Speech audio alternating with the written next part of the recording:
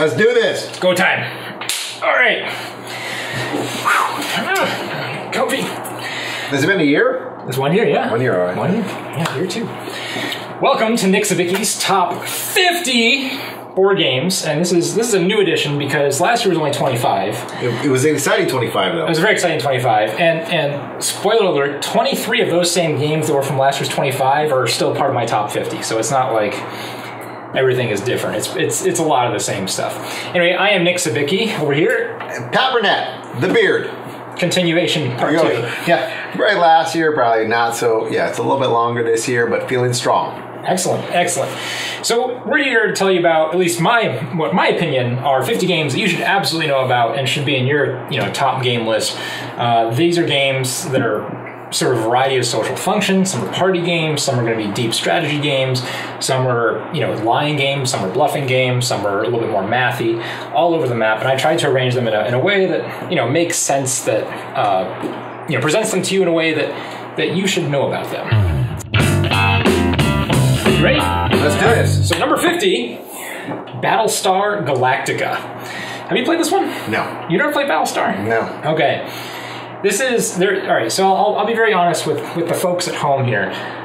You're not going to find a lot of cooperative games on my list. I think that's fair to say. I'm a fairly competitive person. I want to smack some people around. I want some confrontation in my games. I like that because I think in normal life I'm actually a fairly nice, easygoing person. But in games I want to be pretty terrible and vicious and conniving and.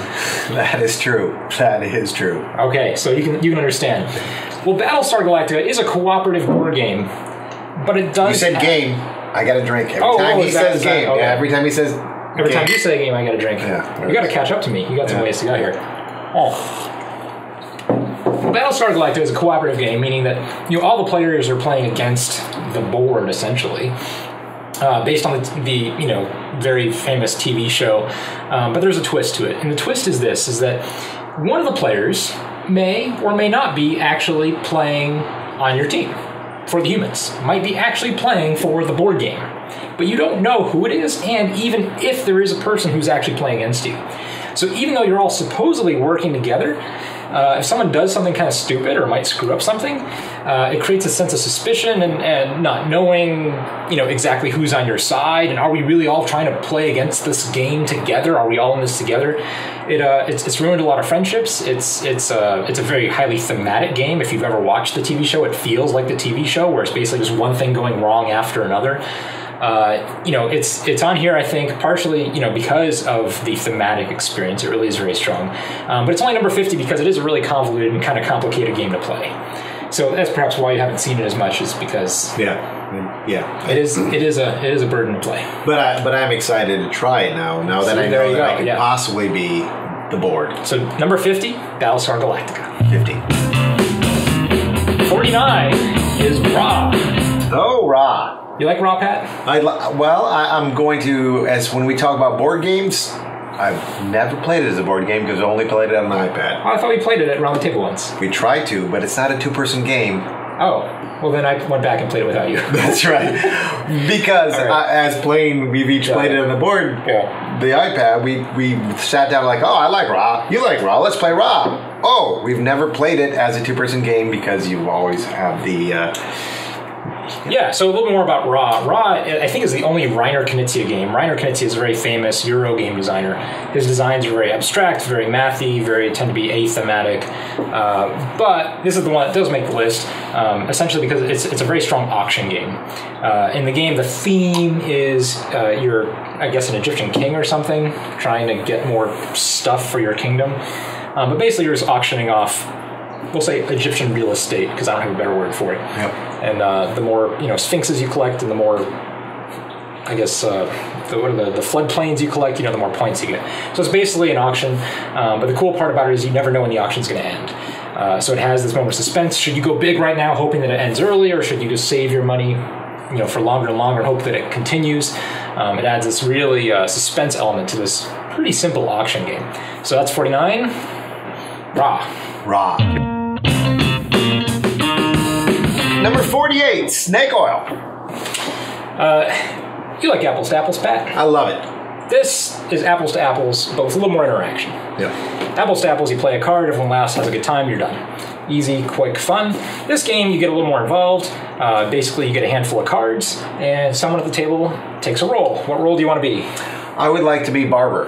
A barber, like a barbershop barber. Sure. All right. Yep. So I'm going to look at my hand of cards, and I'm going to go through my hand of cards, and I'm going to find maybe something along the lines of like Wolverine and chair. And I'm going to take those two cards, and I'm going to attempt to sell this barber a Wolverine chair. And it's a chair made out of Wolverines. It's very sharp. It's very good, useful for cutting hair. You don't have to use your scissors. You just spin them around, and it cuts the hair. While I'm doing this, everyone else at the table has also picked out two cards and is trying to sell the barber. I find it humorous that you're the barber. Sure. Never trust a bald barber. Just saying. Fair enough. All at the same time. So it's a little bit of an ego. It's a little bit of a salesman. It's a little bit of a creativity kind of, finding two cards that you can sell, designing these fictional products. It's a hoot and a holler, fun kind of party game. The box says I think it's up to 10 people. I do not recommend it any more than 5 because, again, you can't listen to 10 people all talking to you at once, never mind, 6. Yeah. So, but if you like apples to apples and you want that little bit more of a personal interaction, Snake Oils are good. Right on. Number 47, Carcassonne. This version of Carcassonne, this actually isn't the standard version. This is Carcassonne Discovery, but the basic idea they have many, many boxes and expansions to this game now. It's one of the most successful, say early Euro games to make a splash in the United States. This is a tile-laying game. Basically, you draw a tile, and it's got different types of terrain on it, and you can put that tile, add it to the map, and you can claim something on the tile. Maybe the castle, maybe the field, maybe the road, but you can claim something for yourself. And everyone lays these tiles and these roads, these castles keep getting bigger and bigger, and at the end of the game you sort of add it all up and see who ended up claiming the biggest stuff. Very simple concept, wonderful execution, easy to teach. I taught my mom how to play this many years ago. It was one of her first, I'll say, Euro games, and she doesn't do rules very well. Mom, if you're watching, I'm sorry, but you don't. But she can remember this game. So it has an accessibility and just a flow to the game that's very nice that you can play with just kids, adults, seniors. Everyone gets along and has something to do during the game. Have you played Carcassonne? Yeah, absolutely. I do love placing down meeples. There's nothing like a good meeple to place down. So play tile, play meeple. Play tile, play meeple, and getting your meeple back. I think that's really the key. It took me a while to figure out that I need my meeples back and score. So you can place them again. Yeah, because you want to reuse your meeples over and over again. Yeah. Anyway, if you've never heard of Carcassonne at this place, never heard of Carcassonne, and you're watching this list, you should definitely go, check out a copy somewhere. It's one of the classics. So 46, Alien Frontiers. Hell yeah. I have some mixed feelings about this. Is this the first game that we've encountered that you've had mixed feelings about, Pat? Is that fair to say? I would say so. Yeah. Okay. So I'll tell you why I like it first, and maybe you can clue us in as to some of the negatives. This is a worker placement game, meaning that you essentially have some sort of token on the board, and a whole bunch of different places you can put that token. You go to that place, you block it from someone else, and you get the things that place gives you. In this case, you're working on these lunar, or I guess space station modules all around this planet, and you're collecting these resources so you can go and build colonies on the planet itself. The catch, the thing that makes this game so special, is that the workers that you have, these little tokens, are dice.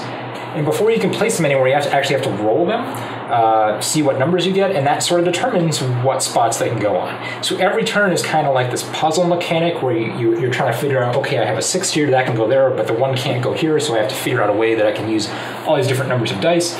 Later on in the game, you can buy upgrade cards that allow you to manipulate the dice, so maybe I can switch this 4 to a 3, and that lets me play here and here. So every turn in this game is like a giant puzzle that you set off just by rolling a fistful of dice. What's more fun than that, Pat? Well, that part's exciting. It's waiting for the 3 or 4 other players to make their turns while you sit there and watch them. I do agree. This game does feel a little bit slow when it's not your turn. A lot of games you care a lot about what other people are doing on their turns. This game, maybe not quite as much. It's a lot of waiting for someone else to figure out what all the things that they can do with their dice. So, very strong game, still a lot of fun. It just gets not that one knock because of it. And hey, it's still on the top 50 board game list. We're making this sound really sad. No. I as soon as Alien Frontiers came up, I was like, oh yeah, I love that game. But it's that. So if you feel like slow sitting around drinking a malted beverage while your friends and your counterparts are playing the game and you're not in a hurry to go someplace, great game. If you're wanting a little bit of action, not the game for you. But if you're a patient person like I am on Thursdays and Tuesdays, then yes, it's a great time to play. Absolutely. Alien Frontiers. Number 45, First and Goal. This plays a lot like the actual game of football, so for that I love it. Yeah, this is the only sports game on this list. Sports board games, I think, are notoriously bad. Yeah. This is the one exception to that rule. It's very fast, it's simultaneous. It's really only a 2-player game. I really don't recommend a 4-player version of this, even though the rules say you can. The rule book is dubious at best, but the actual mechanics of the game are great. Basically, I have a hand of cards, each have different plays on them. You have a hand of cards, you have plays on yours. I stuff you. Well, yeah, that's what you try to do. But I pick a play, let's say I'm on offense, I'm going to pick a long pass. You're going to pick a defense, and the defense that you'll pick will have some symbols on it, and it will determine what dice we're going to roll. If you pick a good defense, like if you put in a nickel back or a dime back, I only get to roll a couple dice. If you pick a running defense, or perhaps, a goal line defense. Goal line defense, or I can just throw it way over your head, I'm going to get to roll a whole ton of dice and move that ball very quickly down the field. So it's a really nice card and dice game, but really matches up really well for football. This is the only sports game on the list. Spoiler alert, I think. I'm pretty sure there's no other sports here looking at these other boxes. But it's a good one. So, First and Goal. First and Goal. 44, St. Petersburg. I think we've just hit another game, Pat, that you don't know on this list. I don't know St. Petersburg. Yeah, I do not know this one. Yeah, so St. Petersburg, sort of like Carcassonne, is one of those early Euro games to sort of make a big splash in the U.S. in particular. By early, I mean within the last 15 years or so. That's early, right, in terms of the modern board gaming aesthetic. It's still really quite a fresh hobby. But St. Petersburg is sort of a combination of auction game / drafting game, where you're going to build up an economy from drafting these different types of cards. And the more cards you get, basically the more cards you can get future. And at some point you have to decide to stop getting cards and just get points. It's just sort of an economic engine building game, but plays super cleanly, pretty easy to learn, plays fast, and it's got a lot of depth to it. So, I know you've never played it before. So why haven't I played this? What's the... mainly because I think I know too many people who own this game, and I don't actually own a copy of it. Yeah. Because I have too many other people, and if I go over to someone else's house or same game night and we'll play St. Petersburg, and I won't show it to you because you come to my game night and I don't own it. So it's right on. So I think that's the explanation. But it's a really solid game. Absolutely a classic in the Euro sense. I think there's probably about 4 or 5 games on here that I would consider classics. At least games within the last 15 years or so that have stood the test of time for that long. That have mostly come over from Europe since then, and this is absolutely on that list. So St. Petersburg. 43, Dominant Species. Dominant Species.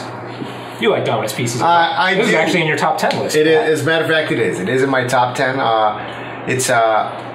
I like the way that the game evolves as far as the continent grows, but then so does the ice sheet can grow as well. Yeah, and players are playing as their own species, right? Evolving on this evolving continent. And it is a player placement game, and you do have different resources that can change in time and fluctuate. It is a long game. It is you do not come in with a single vision of what it is you want to do. You have to adapt and change. Therefore, Dominant Species. A lot of adapting, and I like that game. But it does take a long time to play. There is a long time in between turns. I guess that's it. And I will give it this though. The reason why it's on this list to begin with is because this is one of those games. Even though that you might wait for 10 to 15 minutes for your turn to come around. I mean, that's in a rare circumstance, but it's totally possible. you care very much what is going on in everyone else's turn. Yes. Right? Because everybody's turn is going to change that continent in some way. Change what food's available, or change the ice sheet, or expand a new land. So even though it's a slow game and it's a long game, it's one you're heavily invested in, and that's why it's on the top 50 list. So yeah, and for me, it's I think that's what I'm passionate about, is watching what other people are thinking. I'm definitely more of a player involvement. It's not about just letting the board read for me. It's about playing the players, and so kind of figuring out what process they're currently in. That for me, that's a lot of fun. So that's why I put Dominant Species up there, is that I actually have to pay attention to what the other players are doing. Yeah. So 43, Dominant Species. 42, El Grande. El Grande. This is another one of those sort of games that have really stood the test of time. This is perhaps the quintessential area control game. And what I mean by this is you have a map of Spain. You want to flip the box, John? See if the nice people in the camera can see that picture of the box. You have a map of Spain. It looks very yellow, I guess, on the picture. And you get points whenever you have the most tokens in any one of those little provinces. So basically, you want to get as many of your tokens into as many provinces as possible. But if anyone ever has one more than you, then you might not get anything. So again, you're trying to maximize the placement of your caballeros in Spain. And there's a whole bunch of cool abilities that let you move them from place to place. There's actually a very the heart and soul of this game is actually a bidding mechanic, where everybody has the same deck of cards. And the higher your bid, the fewer caballeros you get to put out. The lower your bid, the more you get to put out. So it's sort of like, do you want to have first choice, or do you want to have the most out there? Do you want to, it's very nicely balanced in that sense. It's even got a little bluffing mechanic. There's a giant tower that comes with the game that's obscenely tall. It comes off the game board about this high. And every so often you just throw some caballeros in it, and no one can see what's in there. And at the end of the round, everyone will secretly select where those caballeros are going, and they'll just sort of fly out of this tower and go to this secret place, and it's got a little bit of bluffing, gambling kind of mentality. So anyway, there's very few area control games on my top 50 game list. I think area control is a pretty terrible mechanic because it's slow, it's hard to tell what's going on, it can be hard to teach, I don't know, I think there's a bunch of ugly things about that mechanic as a game, but this is the one game that does it really right. So El Grande. Do you remember playing El Grande? I think you've only played it once. I've only played it once, but I did enjoy it when I was playing it up until the very end when I was trying to figure out what the hell these were. But you're talking about the scoring. Scoring. Like the part where you actually win the game? Yeah. Because so you get so involved in area control, and you're like, I'm doing great. Like, I'm going to own this one. That's right. And you realize, this was not worth any points. Why am I owning this one? Exactly. So, but I would play this again in a heartbeat. El Grande. 41, Hive. Now, I don't own Hive, but that's partially because you own Hive. Yep, absolutely. And I know we both like Hive a lot, because we'll play Hive and we'll have a jolly good time. This is a two-player game. Yep. It's affectionately called bug chess. Yep, and a little bit of an abstract game. But love it. Love it. It's my favorite part, I'm going to tell you, is it actually lives in my... I bought the travel bag, and so it actually lives. It's little domino-like type pieces. What is that kind of material is that they're made out of? Oh, yeah. I don't know what type of material it is, but it's like domino material, yeah. And so I brought it to the beach. I brought it just in a backpack. Just it goes wherever you go, and you've got a few minutes, you can plop it out and play it. So it's a wonderful travel game. I recommend the travel. Yeah, and I think this game, the market is really this game is chess, but not for people who want to play chess, like seriously. Yeah. This is chess completely reimagined in the eyes of insects, perhaps the coolest aspect and why it travels so well, I should say, is that there is no board. There's no board, right? The board moves based on all these pieces, so it's like the concept of the hive, where all these bugs sort of crawling around the table, is the board. Like that's the thing that makes it so cool. So anyway, bug chess number 41, Hive. Number 40, Acquire. This is, I think, the third oldest game on my list. I think this is a 1964 release. Probably, as far as, I think it's the first, I'll say, quote unquote, modern game on the list. In terms of year of publication. But man, if we talk about games that have stood the test of time, I mean, here's one of them. And granted, there have been some significant rules changes, but the core idea is that you're a budding entrepreneur in the middle of a city that's starting to become populated, and starting all these hotel chains are popping up all over the place. And Pat has never played it, so he's going to rifle through the box right now and take a look at it. So these hotels are starting, and basically you're given the opportunity to buy stock in these hotels. Pat's holding the stocks. And as these hotels get bigger and bigger, you profit from that hotel getting bigger and bigger, and your stock value goes up. The other thing that can happen is, let's say you have a small hotel, your hotel might get bought out by a bigger hotel, in which case you also get paid. So this is a cool game where you have these hotels that sort of crawl and grow across the board and try to eat each other, basically. And you win if you get eaten, you win if your hotel gets bigger. So there's really two kind of different ways or strategies to sort of expand your empire. You can be the guy who keeps get bought by the small startup companies and selling them off, or you can be the big conglomerate person who keeps just growing your own empire. Really fascinating game if you like investing at all. This is a game that does it right. This is a game that plays quick. And how much math do I need? Very little. Well, I mean a little bit, but just to get your payout kind of thing. Because if your hotel might get bought out, let's say they have to pay you $3,000, but it has to be split two different ways, so you have to divide that by two. There is some math, but it's not. Is there like a 15% of the initial investment or anything like that? No. There's no ratios like that at all. All right. But there is some multiplication. I'm not afraid of math. Just saying. I would hope not. No. Given your day job. But I do enjoy a beer, therefore math gets more complicated as the farther I'll talk about my wife freely, even though she's in the other room. This is a game that does have some math, and she's okay at math, but she doesn't like doing it. She doesn't have to, but she'll play this quite happily. So I think that gives you a good idea as far as the investing. I think it might be time for me to acquire. 39, Blokus. And actually, I don't own Blokus either. You own Blokus? I might own Blokus, but I would say Blokus. Just saying. I think it's correct either way now. Yeah, is it? For a while I think there was insistence that it was Blokus, but now it's just whatever. Blokus is fine. I don't know who owns it at the college, because Pat and I, we've played this at the college many times, but who owns that copy? It must be Matt. Oh, all right. Well, anyway, this is a game. I bought my parents a copy of Blokus, so my parents own this game. It is usually the first game that gets pulled out at our Friday weekly Euro board game event or tabletop board game event. Why? Why is that, Pat? It's so simple. It's so elegant. Almost anyone can play Blokus. There's just no doubt about that. But it's beautiful. It looks cool. Yeah. It's deep. Yeah. And the rules are simple. Pick a tile up and put it on the board. Yeah. Right? Yeah. It just has to touch corner to corner to what you just put down, and it's fun.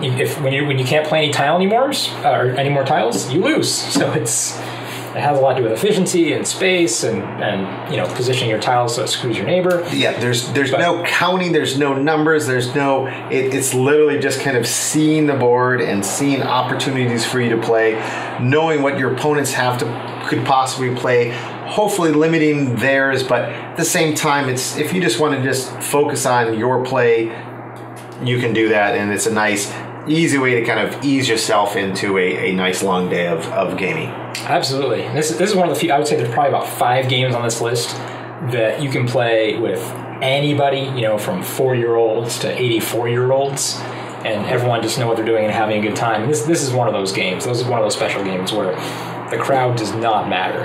If you have 4 people, play some Blokus. Absolutely. Blokus.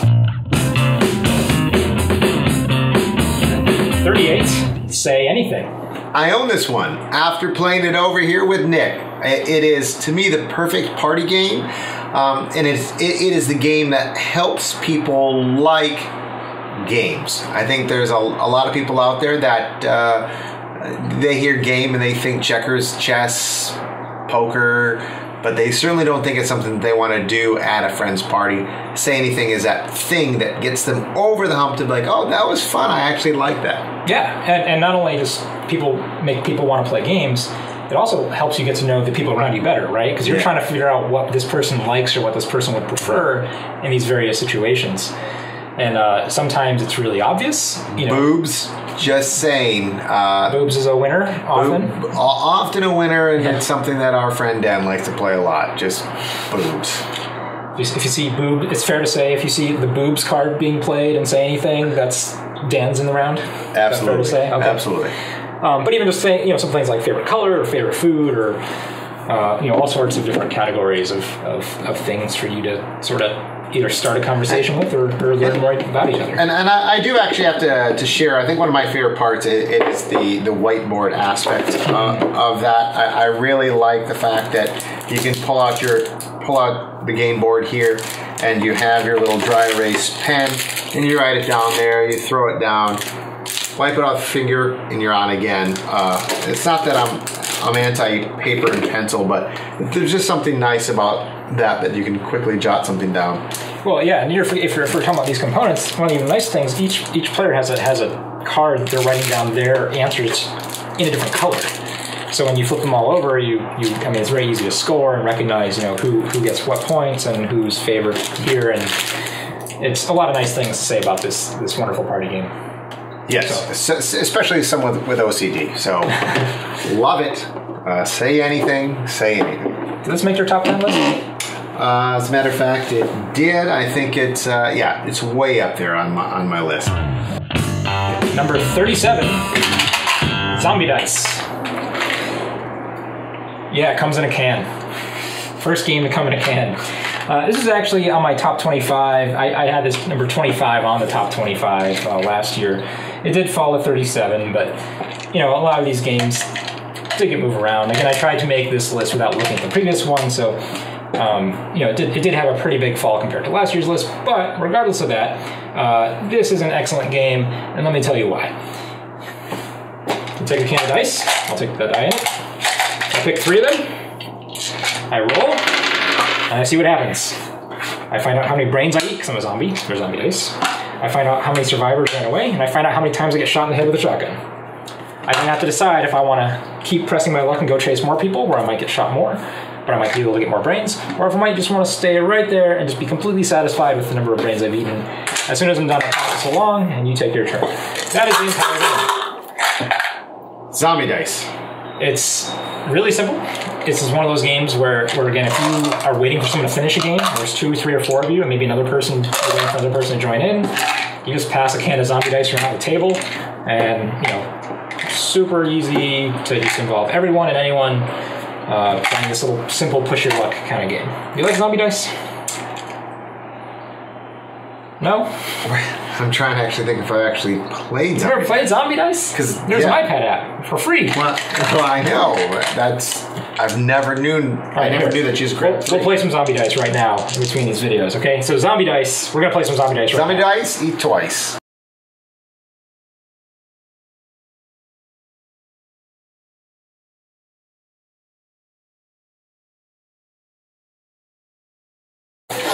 Okay, so back to the video.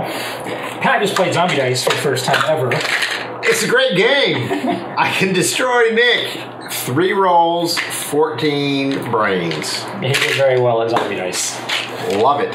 No, actually quite fun, quite quick, and I do see why having 3, 4 people waiting for someone to finish up a game, this would be the perfect game. No Absolutely. Thought process, just let's go for it. Absolutely. Number 36. Hey, that's my fish. This, like Blokus, I think this is one of the few games on this list where you have any type of person, kid, adult, whoever. This is one of those games you can play with everybody. That's right. We actually bought this. We went to a poker game at a friend's house, and we bought this as a gift for his 2 little girls. And they were able to pick it up immediately the next day. Unfortunately, their dad won right away, and they didn't want to play again. So, Pat, just saying, don't do that again. Not me, Pat, the other Pat. He can be a little mean sometimes. Yeah, it's the Pat. Like, you throw the first one, then crush them. Just saying. Anyway, in Hey, That's My Fish, the worst part of this game is the setup. Yeah. Because you have to build a giant glacier out of these little fish tiles. It comes with lots of little cute fish tiles. You have to put them all down, all facing the same way. That's kind of a pain in the ass. It's a pain in the ass, but at the same time, because you just want to just get them all down, you don't care in which order they go down, which makes it, I think, you can actually get a little bit more randomization. You're not focused on that. That's fair. Yeah. Anyway, you get all these tiles down, and then all you do is take your penguins, you put your penguins on this glacier, and you move them around. And whenever your penguin leaves a tile, that spot in the glacier comes off the tile. And so this glacier gradually gets smaller and smaller, and it's basically seeing who can collect the most fish. And you might think that sounds really simple, and it is, to play. But the really cool, I like how you go just looking at the rule books and stuff, just like you don't know how to play. Like, you know how to play this. Sure.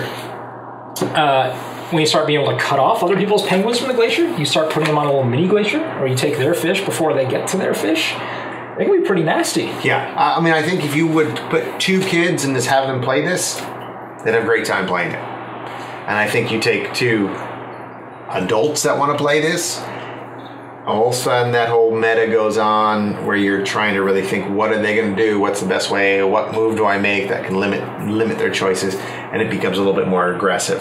Yeah. For it. I think kids are pretty aggressive too, though. They just don't know how they're being aggressive. That's right. No, I agree. But 2 to 4 players, great for all ages. I mean, this is a game where you can have a lot of fun with it. But kids, if 2 kids came over to my place right now, let's say a little bit on the younger side, but just enough to sort of understand how to play a game, this would be one of the games I'd whip out absolutely first. Absolutely. Hey, that's my fish. Number 35, Libertalia. I have a headache already. Pat does not like this one. It's still number 35 on my list. And, first of all, I think this is the only game with pirates that I have on my list. There are a number of pirate games. It's not my favorite theme in the world or anything. But it certainly, works well enough here. It has beautiful artwork. But more importantly, the game is I think of this game as being the game for sale with pirates. It's pirate for sale. And a little spoiler, you might see for sale later down in this list where we'll talk about it. But it's the next level of for sale. Pat, you want to express why you don't like this game? You have to remember stuff. You have to remember stuff. You're given a certain number of cards, and as you are playing those cards, they do certain things. And so all the other people around the table, you have to remember what cards. You have the exact same number. Everyone has the exact same hands. You exactly start that off. But if I use a card in round 1, Nick could be holding that until round 3. I forget that he's holding that. He comes up, hits me in the head, and boom, I'm out.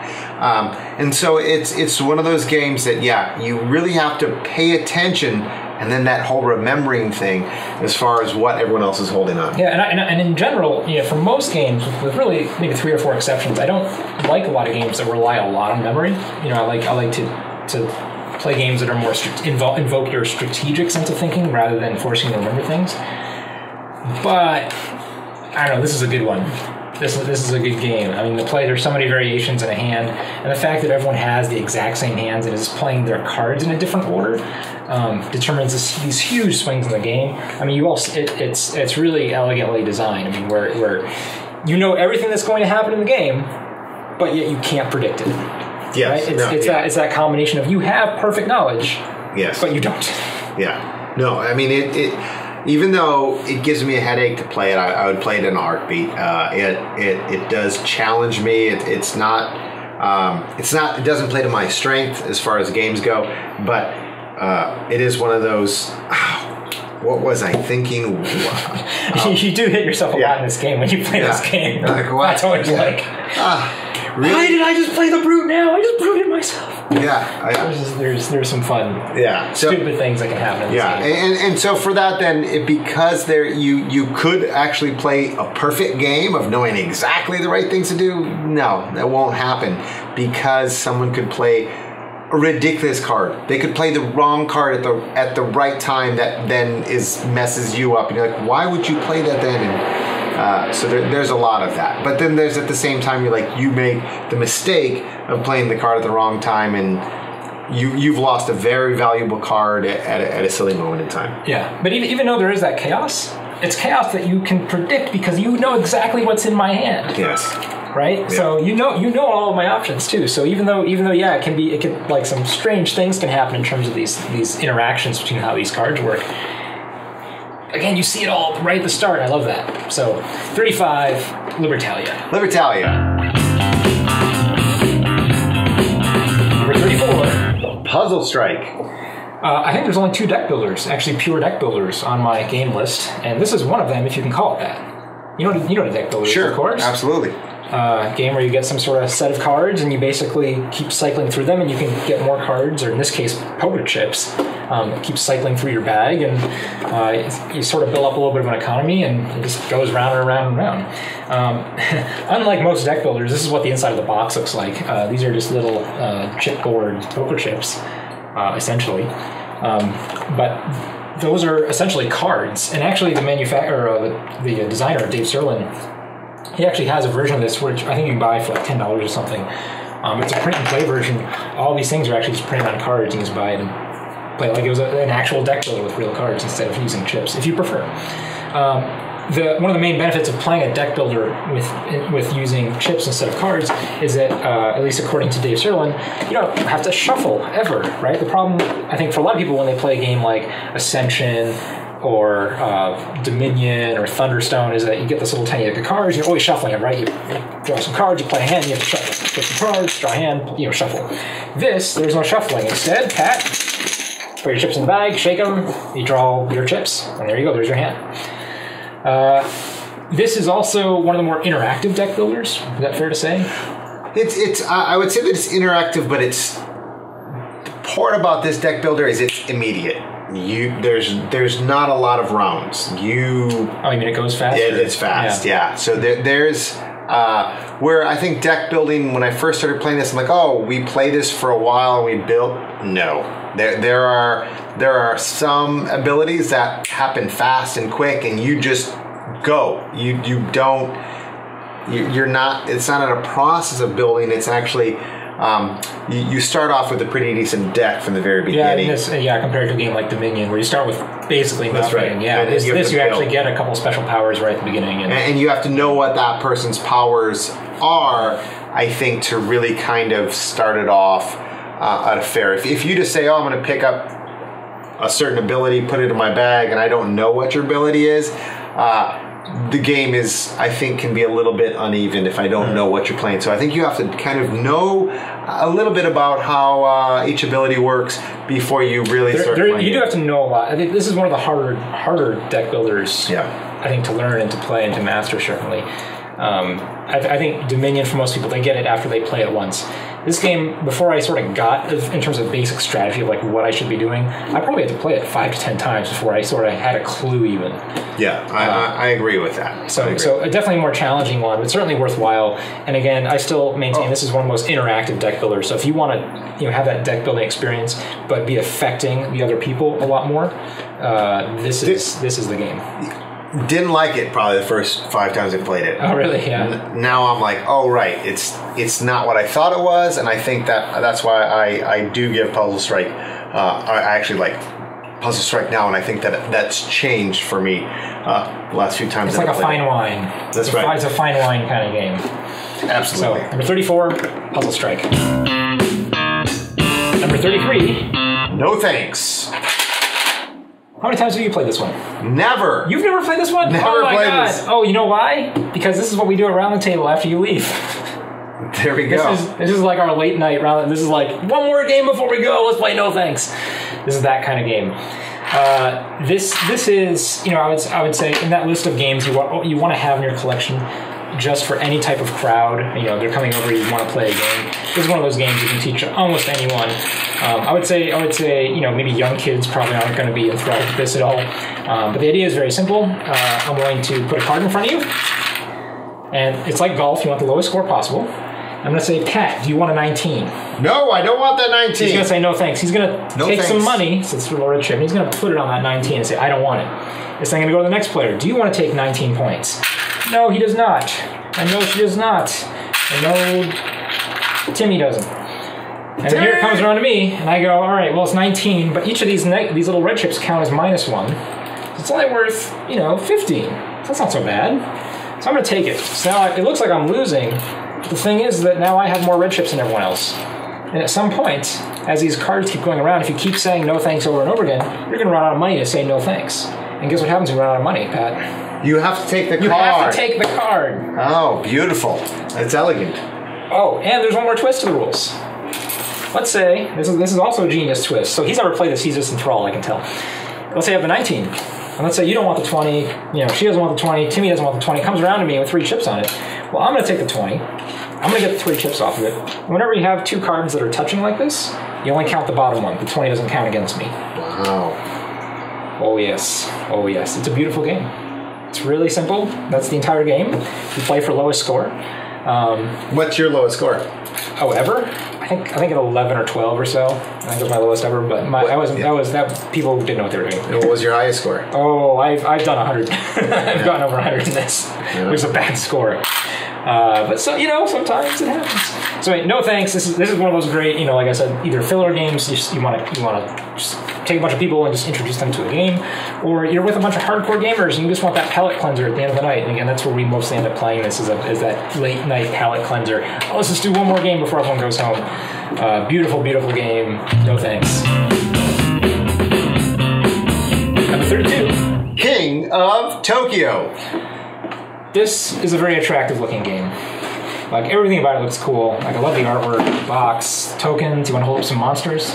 I love a good monster. You love a good monster. Wait, this is the game board? That's the board. That's it. That little thing right there. You play this? I have. You have this, yeah, don't you? Yeah, absolutely. No, I almost bought it today, but I did not. Oh, I thought Carrie owned this, or she wanted to own it, or something. Maybe I should. I thought Carrie would like this. Anyway, King of Tokyo is kaiju monster fighting game. Pat is whipping out his little kaiju monster there, and there's a bunch of different ones. But the idea, there's 2 ways to win this game. You can kill everyone else at the table, or you can score 20 points. The choice is yours. Now, these nice little handy-dandy scorekeeper life counter trackers to dial in whatever your current values are for those. Each round, you're going to roll a fistful of dice that are comically large. These are actually really kind of big fat dice, and Trina hates them. She thinks they're much too big and loud and obnoxious, especially when you're rolling a whole bunch of them all at once.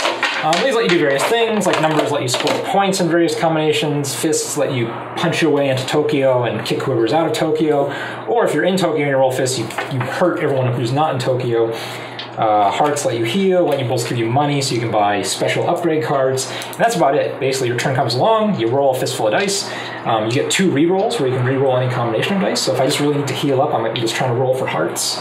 Or early in the game, often just trying to roll for money so you can buy something cool so you can go beat other monsters more efficiently. But you take a couple rolls of the dice, you buy your card, you use your ability, you fight your way in Tokyo, and that's it, right? Do damage and score points. Yep. So very simple. I mean, you can teach this to non-gamers. A lot of non-gamers, I think, are like those people who've played maybe your chess checkers kind of thing. Have never played a thematic game before. This is dynamite game to whip out for them. And I would say, for a gamer perspective, probably the craziest part is the deck cards. There's just some cards where you're like, does what? Nothing. I've got some money, I can't buy anything, and then someone else will have an opportunity to buy a card, and it's like, well, that's an amazing card. Like I would have loved to have bought that card. So and there's enough of them that you can pull out the ones that you don't feel work for. The cards are not balanced, I guess it's fair to say. Yeah. But this is a Richard Garfield game, designer of Magic the Gathering, who you could say has made millions of dollars on designing unbalanced cards. I think that's somewhat accurate. Yes. Number 31. Formula D. Formula D, if you're into racing. Does this count as a sport? I said there's only one sports game on my list. Well, if you consider going in a circle of sport, then yes, it is. Formula D, I think it's the only racing game on the list, at least that's themed racing. And there are a number of racing games. This is the best one. Certainly that I've played, and there are a couple reasons for this. Number one, you play on a giant board. Unlike the King of Tokyo board, which is comically small, this board is comically large. Pat's actually taking it out, I think. Well, if I can hold it all up. That's half of the board. Oh, right. The board's in 2 halves. And they have a whole ton of expansions for this now. I think there's probably about 12 expansion maps. Each expansion is double-sided, so you get twice as many. I only have one of the expansions because it's, I don't know, it's ginormous. It's already huge. It takes up a lot of space. Hello. But you're playing this giant board, and this is one of those other games that is very elegantly put together, I think, where you get a stick shift, basically, with a little damage tracker, and there's a nice little gearbox this card fits in, and you actually put a little stick in it. You decide what gear you're going to drive in. And obviously you want to go as fast as possible. But unlike any racetrack, if you go as fast as possible, you're always at risk of crashing, right? Or damaging your car. Sure. And there's a number of turns in this game where you have to stop X number of times in a certain area. So if you're going too fast and you drive right through, a 2-turn without stopping, you're just out of the game. You just blew up your car completely. That happens pretty rarely. But it's totally happened when someone's making a last-minute try for something. If they fall behind. But it's all about just sort of trying to pace your car and pick up speed and lose speed all at the correct times to match what the racetrack needs. But I would also say, and push your car. Yeah, you want to push your luck, absolutely. You do not want to have a healthy car at the end of the race. You want your car to be beat to hell on right. One tire left with one, just puttering across. You do want to risk it. Yeah, and so there is that fun part at the end where if you're right going nose to nose, if you really do well, either I come in second, which is meaningless, or I win, and so you do push it. And I do like the dice rolls. I like the different sided dice as far as what gear you're in. Yeah, the faster the gear, the more sides on your die. But also the higher the numbers. I mean, so it's not like you've got a 1 on this ginormous blue tetrahedron iso. What's a 30-sided die called? A 30-sided die. There you go, 30-sided die on a big one. It really does boil down to just a push your luck game. I mean, that's what it comes down to in the end, right? In the end. Well, I think every turn is a little bit of a push your luck, right? Yeah. Every turn is sort of like, do I want to speed up just a little bit? Maybe I don't quite make it, but maybe I do. Yeah. So I'm ready for the next straightaway. I think it's like lots of little tiny push your lucks, and then one giant one at the end. Yes, no, I agree. It's definitely push your luck. So this is a game that the rules can also be a little daunting. There are some people who take this game very seriously. I do not. I play it very light with the most basic of rules. But for those of you who do want a more in-depth, more thematic game, this game does have rules, 2 rule books for beginners, rules for advanced players. And the advanced ones do geek out with weather and different types of damage and tire wear, and each player takes on a unique driver with its own abilities. I haven't done any of that yet, I'll confess, quite frankly. I really just want like a simple, fast, push-your-luck game when I bring this game to the table. And that's absolutely what it gives me. But there's more there if you wanted to. So, Formula D. Number 30, Apples to Apples. Apples to Apples. My nephews love this game to the point of loving this game a little too much. Too much, eh? How do you love a game too much, Pat? Well, I like to shift sometimes and have an opportunity to play other games and not the same game over and over again. However, as an 8-9-year-old boy, you do find pleasure in kind of the repetitiveness of it. But it's not repetitive because every round is different. So I think that there is that pleasure in that. So I would love to play it with him, and I'm also very happy to introduce him to the new games coming up. Yeah, like Snake Oil, right? Snake Oil, just changing it up a little bit. Absolutely. Part of me including Apples to Apples at number 30 is this is also, I'll say this is really Apples to Apples / Cards Against Humanity. I don't really care which version you play. They're really the same game, at least in terms of structure and surprise and events. Of course, for those of you who know, or those of you who don't know, Cards Against Humanity is basically Apples to Apples for adults only. My grandmother lost her virginity to a $5 footlong. That's the thing that'll come up in Cards Against Humanity. Right, not Apples to Apples. Yeah, Apples to Apples is what is the most colorful. I have the rainbow card. I'm going to win, right? It's a little more innocent. Anyway, if by chance you're watching this video and you've never played Apples to Apples, I'm confused. First of all, how do you even find this video on the internet? And second, go play it at least once. Yeah. No. I mean, I do love apples, but it's yes. And if you have children, they will love apples. That's all I'm saying. Yeah. So number 30, apples to apples. Apples. All right. So before we go to the next game, cheers. Cheers. And Pat said he would drink anything in my refrigerator. We had this. I normally like woodchuck cider. Like woodchuck is great. This is also beer reviews, not just board game reviews. You're getting your money's worth here. That's right. Don't buy this one. Unless you want something on top of your pancakes. Yeah, this tastes like maple syrup. Spring cider displays notes of maple syrup and brown sugar. They're not kidding. It is a bottle of maple syrup that is alcoholic. And it's not in a good way. No. Back to the game, 29. Contract Bridge. And I don't think you ever played Bridge, right? I have not. Yeah, so I think so like in our Friday game group, I think the only people who play Bridge are me and Eric, which means that no one else ever plays it, because you need 4 people to play Bridge. And this is the only card game, at least traditional, 52 set of cards card game here. Pat's actually holding a poker deck. That's actually not a Bridge deck, for being That's right. fair. You only need jacks through 10. No, that's Pinochle. That's Pinochle. Oh, yeah. The Bridge decks are actually a half-inch smaller. Did not know that. Yeah, and the reason is because in Contract Bridge, your starting hand is actually 13 cards. So the cards are all smaller, so we're going to count like that. Anyway, those are all points aside. The thing about Bridge is that this is a game that gets better with time, with age. They say a lot of people play it. A lot of old people play it. Not just because they're old, but because it really does take a lifetime to master. This is a card game that you never stop learning and seeing new twists. For those of the older members of you who are watching this video, who remember newspapers, you remember there's often like a bridge problem in the games and comics section of a newspaper that would always be published. Right, yeah. This is a game. This is a really heady, really strategic card game, perhaps the most strategic card game. And it's also semi-cooperative, right? It's a team-based strategic card game. You might have played hearts or spades before. Bridge is so far ahead of any of those games in terms of the strategy and subtlety that it's hard to compare.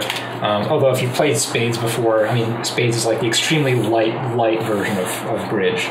But yeah, if you want a card game where you can just really sink your teeth into and get better at and improve at and play competitively, this is your game.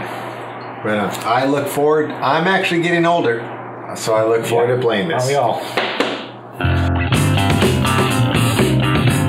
Number 28, Hansa Teutonica. Hansa Teutonica. So I think this was one of the biggest drops from my list last year, actually. This was number 13 on my list last year. And this dropped all the way to 28. I kind of meant to be talking about what these games were rated last year, and I just keep forgetting. This is the first one I remembered in the last 20, I guess. I think it's mainly it's dropped. It's not that it's a bad game at all. It's that it's slowly becoming replaced by other games, number one. And number two, I really haven't played it that much in the last year because of it. So yeah, and I would probably say that this is actually one of my earlier Euro games playing, and when I first started playing with the group of people I was playing with, I didn't quite grasp what I was attempting to do. There wasn't a story to it as much as like, oh, I've got this board that I want to expose certain resources so I can do more things with. That sounds so clear to me now. Yeah. Well, because that's what you were. Well, the key does this, and the money bag does this, and I don't even remember what these are called. Well, we just called them actions. I don't know if they were called actions. names. Yeah. I don't know if they had a name besides that. Yeah. So there was. But once you started playing it with a group, then yes, I actually enjoyed this quite a bit. I actually did like playing it once you got into the world of like. Well, yeah. The problem with this game is that this is a Euro game with a really misappropriated theme. Right. The theme for this game is you're establishing trade routes. Pat, were you trading anything in this game? Not to my knowledge. Never. Yeah. Never. I mean, never. Yeah. Right. There's no trading. If I was, I didn't know it. So it's a more abstract kind of game, somewhere between a Euro with a little bit of area control. But mechanically, it's super cool. I mean, it is so cool how these things, how you can you take these different paths to victory, shall we say. These different strategies that have very different effects, right? You become more adept at moving pieces around the board. You can get more adept at adding pieces to the board. You can get more adept at screwing other people. You can get more adept at taking people off. There's a lot of different ways to improve your own economy that is really diverse, and I think lacking in a lot of Euro games, and just games in general. Like there's a lot of different things you can do in this game, and nothing is really wrong per se. It's just how they work together. And you actually can look over at your opponent's hand and see what abilities that they will have in the future, and you can actually probably predict what they're might try to do in 2 moves from now. So there is a lot of that. I mean, and they might not make those moves, but you could probably see their best move would be to do this, and if they do that, great, and if they don't, well, then they miss out. But I think that for an early board game, for me, it did whet my appetite for future games, and so and I'm not sure if this game will be on my list forever, but I do know that this absolutely prepped you and me too for a game over here that I'm not going to mention, but I'm going to point to. That game. I mean, this game comes from that game.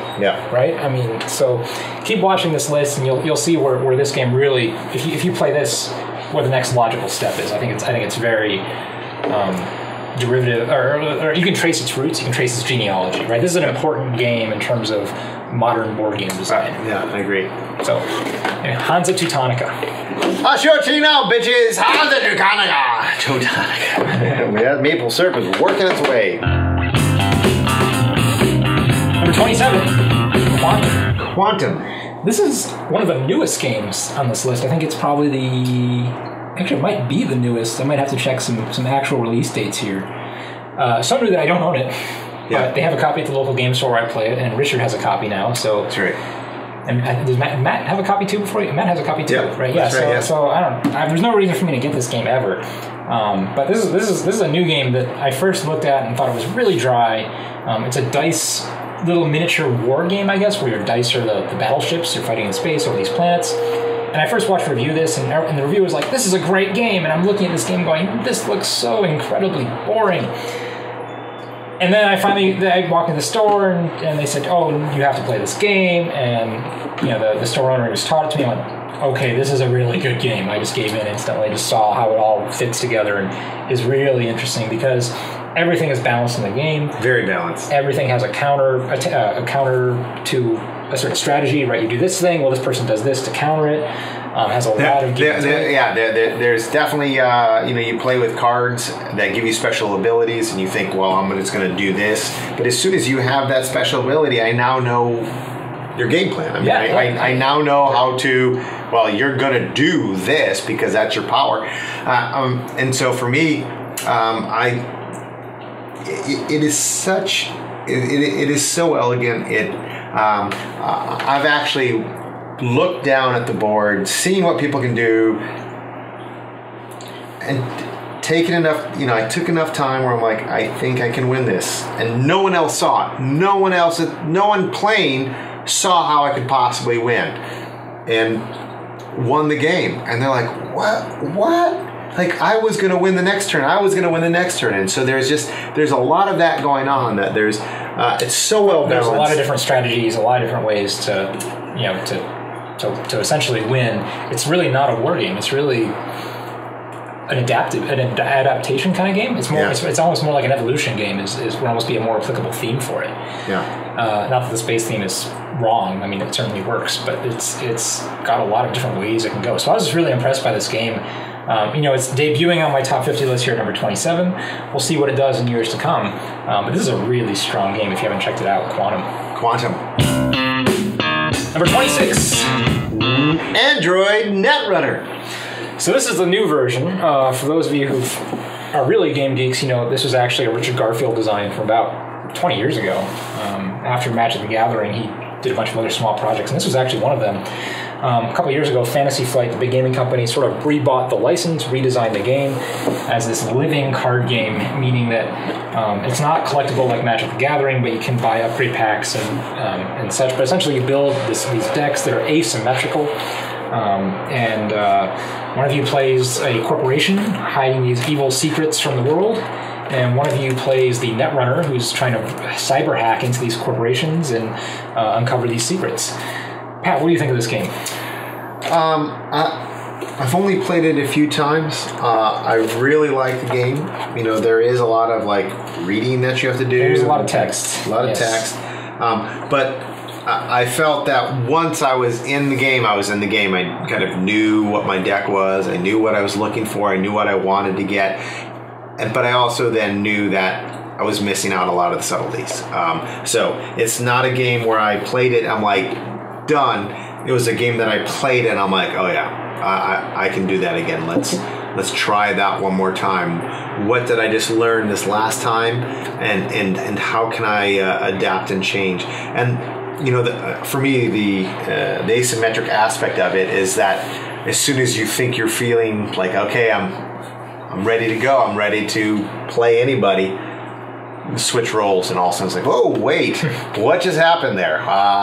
There's a new game, and so I don't feel like you can master this game in the first 5, 10, 15, 20 times playing it. I think that it is a game that allows you to adapt. It's a really deep game, yeah. And this is also, you know, a game that's come out in the last couple of years that has seen a lot of competitive play. Fantasy Flight has been very good about supporting this game, supporting tournaments for it. They're very active and you know, pretty sizable. They have a national championship. I think they even have a world championship of this game now. There's a lot to this game. Even though I only play it casually, I'm not really interested in playing this game competitively. Man, it can really open up and go to that next level if you want to go to that level with your game. So as far as 2-player games on this list, I think this is probably the most hardcore 2-player game experience. But at the same time, like I am not one that wants to build decks, and so the fact that I could just pick a deck. Yeah, is there a pre-made options that I think this for me allowed me to get into a deck building 2-player game that satisfied my curiosity, but is at the same time the openness of a deck building game.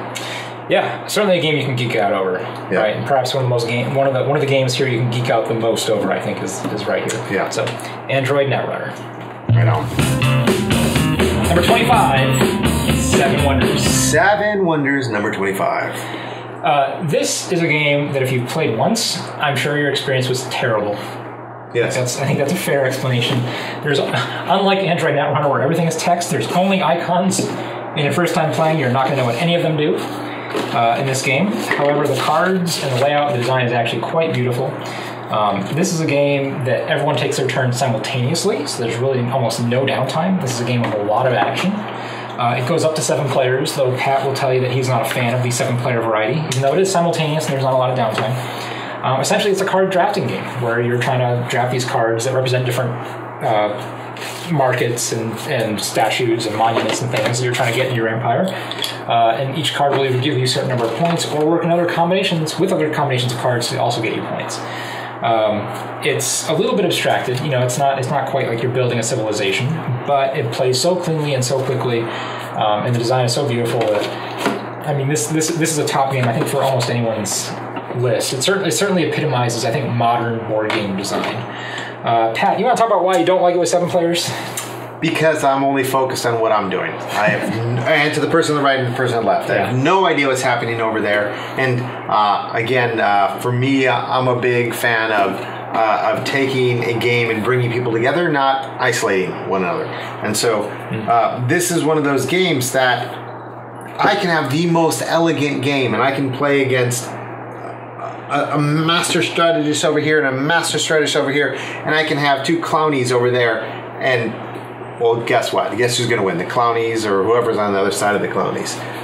Being able to I kept on giving them these cards, and so while I do love a good game, I don't think the problem is that quite that bad, but I do see your point about you being focused on your own little tableau. Yeah. And if you have 7 other tableaus at the table, you just don't care what else is going on most of them, right? So this is a game where you're not that invested in the other people at the table, unlike Dominant Species, which we pointed out, right? Right. You know, you don't care entirely a whole lot what's going on over there. That's right. So But it still does. Okay, I've got to be honest. Seven Wonders.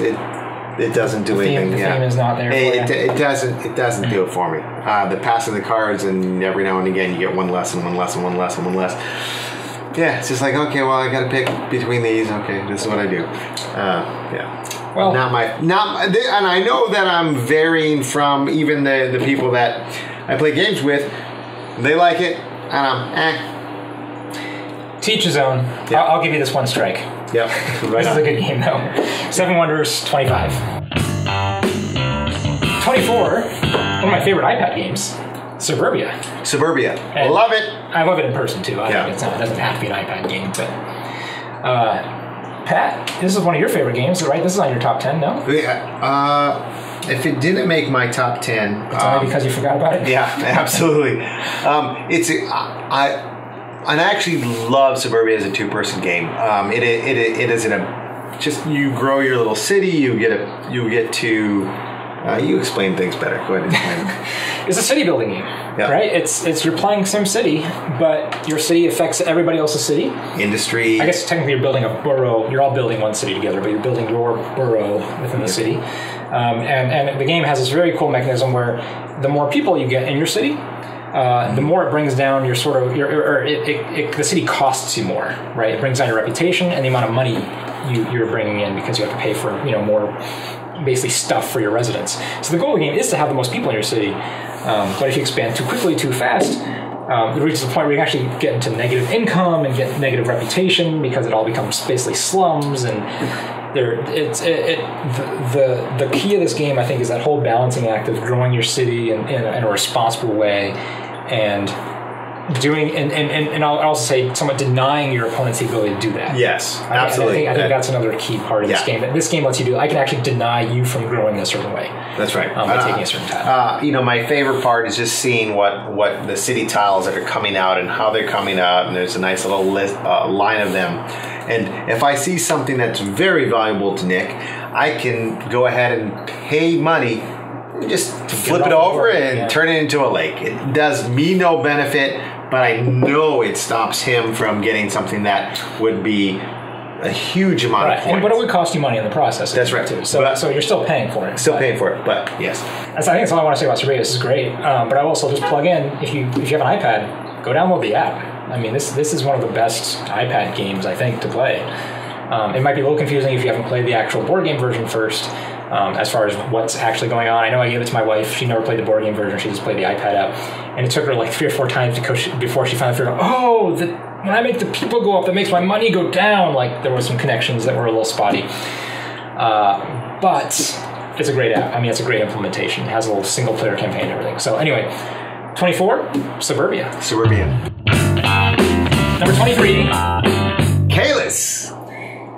This fell from number 14 last year, mainly because I haven't really played it, and I think this is also one of at the later end of those Euro classics. This is one of those early Euro classics like El Grande, or even what was another one? I don't know, any of the other ones we pointed out already. This is sort of at the tail end of what I would consider to be classic modern board games. But still classic nonetheless, and this is really, I think, the quintessential worker placement game. The really cool thing about this one is that you're not just placing your workers just to get more stuff, to go build more stuff, but there's also a little token in the game called Provost, and the Provost determines which workers do work each round. Yeah. So you might place a worker on some big tile, but everyone else might conspire to basically move the Provost away from there, and then you get nothing. So there's definitely a financial negotiation, maybe not an interactive kind of negotiation that happens every round, but certainly a financial negotiation. How much do you want to pay to make sure the Provost gets to your spot, kind of thing. A couple different avenues to as far as dominant strategies and ways to win.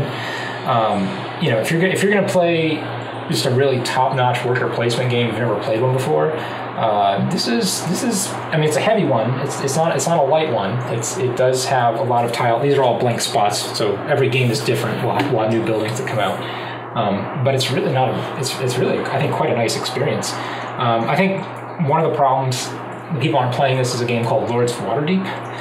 It's become really popular in the last year or so, and Lords of Waterdeep takes a lot of the same exact things from Kalis and puts it in a I'll say pseudo-friendlier content, more thematic experience. Lords of Waterdeep is a great game. I just prefer Kalis, let's say that. Pat, you want to talk about Kalis? I know you have some mixed feelings because... Well, I think that, I did watch 2 experts online play it, and I felt like there was a certain little bit of magic that happens over here. There's a dominant strategy. They had a dominant strategy. That I felt like, oh, no, I know that. Or at least that was... But I've forgotten that at this point. That's a great part about having a bad memory. So I would love to play this game again. But no, I think that... playing it, the Provost, absolutely genius. That was, to me, one of the best parts of the game. Being able to control kind of what the board paid out. So yeah, go ahead, put all your players over here. I'm going to move the Provost back. You're not going to make that. You're not going to make anything on that turn. Yeah. And you use the word payout, and I kind of think that this is a giant roulette board. Yeah. Right. Yeah. And you guys are all going to place your bets, and then the collective team or people who are playing, I guess, are going to decide who gets paid out. Right. That's kind of the game. Absolutely. So no, elegant. I loved it, and I think after seeing kind of the master strategy I think our board game club just kind of lost a little bit of interest, but it's a game that I would love to pick up anytime and play again. Absolutely. I like this game a lot. So, number 23, Kalis. Number 22, Splendor. I just purchased Splendor today. Why? Because it's splendid. He would show you, but it's in his car. That's right. So tell me about Splendor. You obviously this is one of your hottest games right now. Right? It is. Probably played it about 4 times, maybe 5 times, but I watched it one time. It was so elegant to watch the resources get depleted and then get back in, and then depleted and back in, and people buying what they needed, and then when you buy a card, that gives you continuous resources moving on, and so you can go up levels. And so the mechanisms and the balance of the game, you could just tell were so well thought out and so beautifully that it crunches the game at the end to where you really just there's not a runaway victor. Yeah, it's always close. And I've probably played a few more times than you have at this point. The thing, so Splendor, if you can't see from the images we put up at all, you're a gem collector. I guess that's fair to say. You're trying to amass wealth through gemstones, and that's your economy, right? Everything is based off of these gemstones. The more gemstones you have, the more gemstones you can get in the future, and then you start to attract patrons for more points. It's really just an engine building game where you're only going to go in one direction. So you're only going to go higher and higher and higher, and be able to afford bigger and cooler stuff more rapidly. And it's the theme I don't think quite works perfectly. Yeah. I think the amassing gemstones is kind of cool, but doesn't really have any impact on the game. I think I lied when I said Quantum was probably one of the newest games on the list. I think this is actually newer, probably slightly newer by a couple months or so. So I lied about that, but still, this is if you want a game where you're just going to basically collect sets and build engines. But do it very, very accessibly. This is a really good introduction to that. I know Richard and I, we've talked about this. We sort of call this our little economic version of Ticket to Ride. Yeah. Where your Ticket to Ride, you're trying to collect sets of cards, so you can play these routes on the map. Well, here's the same thing. You're trying to collect these many red gemstones, so you can go get this card, so you can go get this many points. It's the same exact kind of idea. But I will say, a fan of actual tactile materials. The chips that are in the board components are top notch. I can look at the board at the table in a second and tell you exactly who has what and where their engine's at and what they're able to purchase. So from that perspective, it's so elegant, so well. It's very beautiful design. It's cool and nice components. So yeah, really nice experience. 22, Splendor. Splendid. All right, number 21, Wits Wagers. And it says family, but don't play with your family unless you like destroying them. Or letting them destroy you, depending on your family. That's right. This was 17 last year. Moved down a couple spots to 21, but that's not really a big deal. There's so many good games on this list, it's irrelevant, basically. I still maintain this is the only trivia game that I'll happily play. Yeah.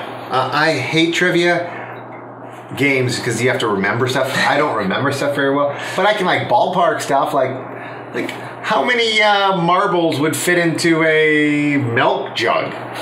I don't know if that's actually one of them, but it could be. That could be one of the trivia questions on this game. Yes. Yeah.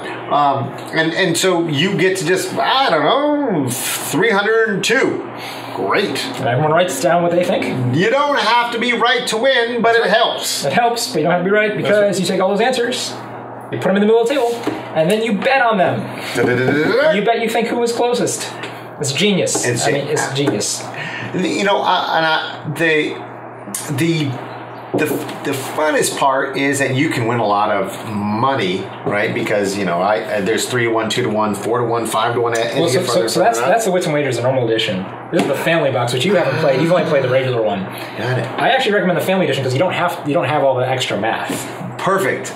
Get this one because it was fun without actually paying out the 4-to-1 ratio and the 5-to-1. Yeah, that was unnecessary. The first game that I actually played of this, I was so far ahead of everyone else that my goal in the game was just to win all of the money, and I destroyed the bank and I won.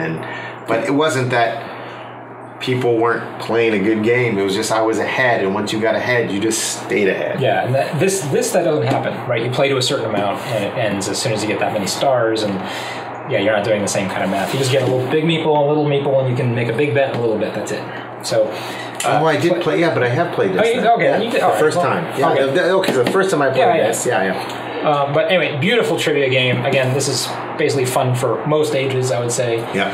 Absolutely, I would say a must-have in any game night collection. I am getting ready to go to a weekend, and I had an opportunity to buy this today, and I didn't, and I'm upset. So I might. Do you want to borrow my copy, Pat? As a matter of fact, I just might. Okay. Wits and Wagers Family Edition. There you go, 21. We are in the top 20. Top 20. Number 20. Dixit. This is another one of those party games. I do have a lot of party games on my list. You know, I think a lot of people, a lot of gamers look at this list and go, "There's too many party games on this list." But here's the thing: I play a lot of games, and I play a lot of games with people who aren't necessarily gamers. Yes. And I do take pride in finding games that you can play with everybody and have just as good a time as your hardcore Euro or war game or whatever it is. This is another one of those party games, I would say. Yeah. This is apples to apples, but with pictures. I think that's fair to say. Yeah. It is that where somebody sort of is the decider. That person will say something, anything. You want to make up something? Feeling kind of blue. Okay, then everyone has to find a picture in their hand. You got 8 cards in your hand? That is the best representative card of what Pat plays. Now, when Pat says his thing, though, when he's feeling kind of blue, he has a card in his hand that he's thinking of when he says feeling kind of blue. So he takes all the cards that people choose for feeling kind of blue, and he puts them all in the middle, and he shuffles them up. And the people who all put in cards now have to try to find out which card Pat was trying to originally speak about. Now, if we all figure out what Pat's card is, Pat doesn't get any points. So if he's too obvious, if he picks a card that's nothing but blue, or here's one. If Pat says Giant Space Bunny, everyone plays their Giant Space Bunny card, and then this card comes out with a Giant Space Bunny, and we all pick it, Pat gets no points for that. That's too obvious. You need to be poetic in this game. You need to speak about cards or find things in cards that not everyone notices. Right, but I would say feeling kind of blue, actually, that would have been a good one. That's not bad. He's on the moon by himself. He's got a cane, no one to dance with. Feeling kind of blue. And then when you see a hand come out with 5 blue cards in the Space Bunny, now we have to decide, was Pat's feeling kind of blue, was the blue significant? Was it, or was he looking for the emotion? What does he want? There you go. Feeling kind of blue. Lovely game. Again, the same thing with the pieces. I like the pieces that you can put down. If you think you're voting on mine, you would play that based upon the elegant board that has the numbers across here where you'd put each one. So it's simple. I have played this with dear friends up at their cabin. 2 girls, teenage girls and preteen girl, and we had such a nice time. Everyone can get involved. Everyone can kind of say what they feel. And as far as poetic games, games that are going to really intrigue your sense of artistic nature, I think there's very few, to begin with, and there's certainly even fewer on this list. This is certainly near the top, if not the top. Yeah. I only have one other game in mind that would come close to invigorating that sense of artistic nature, and I don't think most people would get the same sense of artistry that I get from it. But this is just a beautiful game, and will take you to some places that you didn't think games normally go. Number 19, the Havre. The harbor. But not in modern day French. It's old colloquial French for like little quaint town harbor. Not. What's the big harbor in French? I don't know, Pat. We just Harbor. We just discussed this and talked about how I didn't know, and now you're bringing it up again. Thank you, sir. You're welcome. I don't speak French very well, even though I took one class in it, and it was terrible. Okay. Anyway, this is a game by Uwe Rosenberg, who is one of probably. I don't think there's too many game designers who call superstars. I don't think Uwe Rosenberg would call himself a superstar either, but certainly his games are pretty huge games. This is one of my favorites. Many of his games involve many resources. These are Euro games after all. This one has fish, clay, wood, cows, wheat, bread, brick, leather, hides, coal, iron, steel, like all sorts of tokens.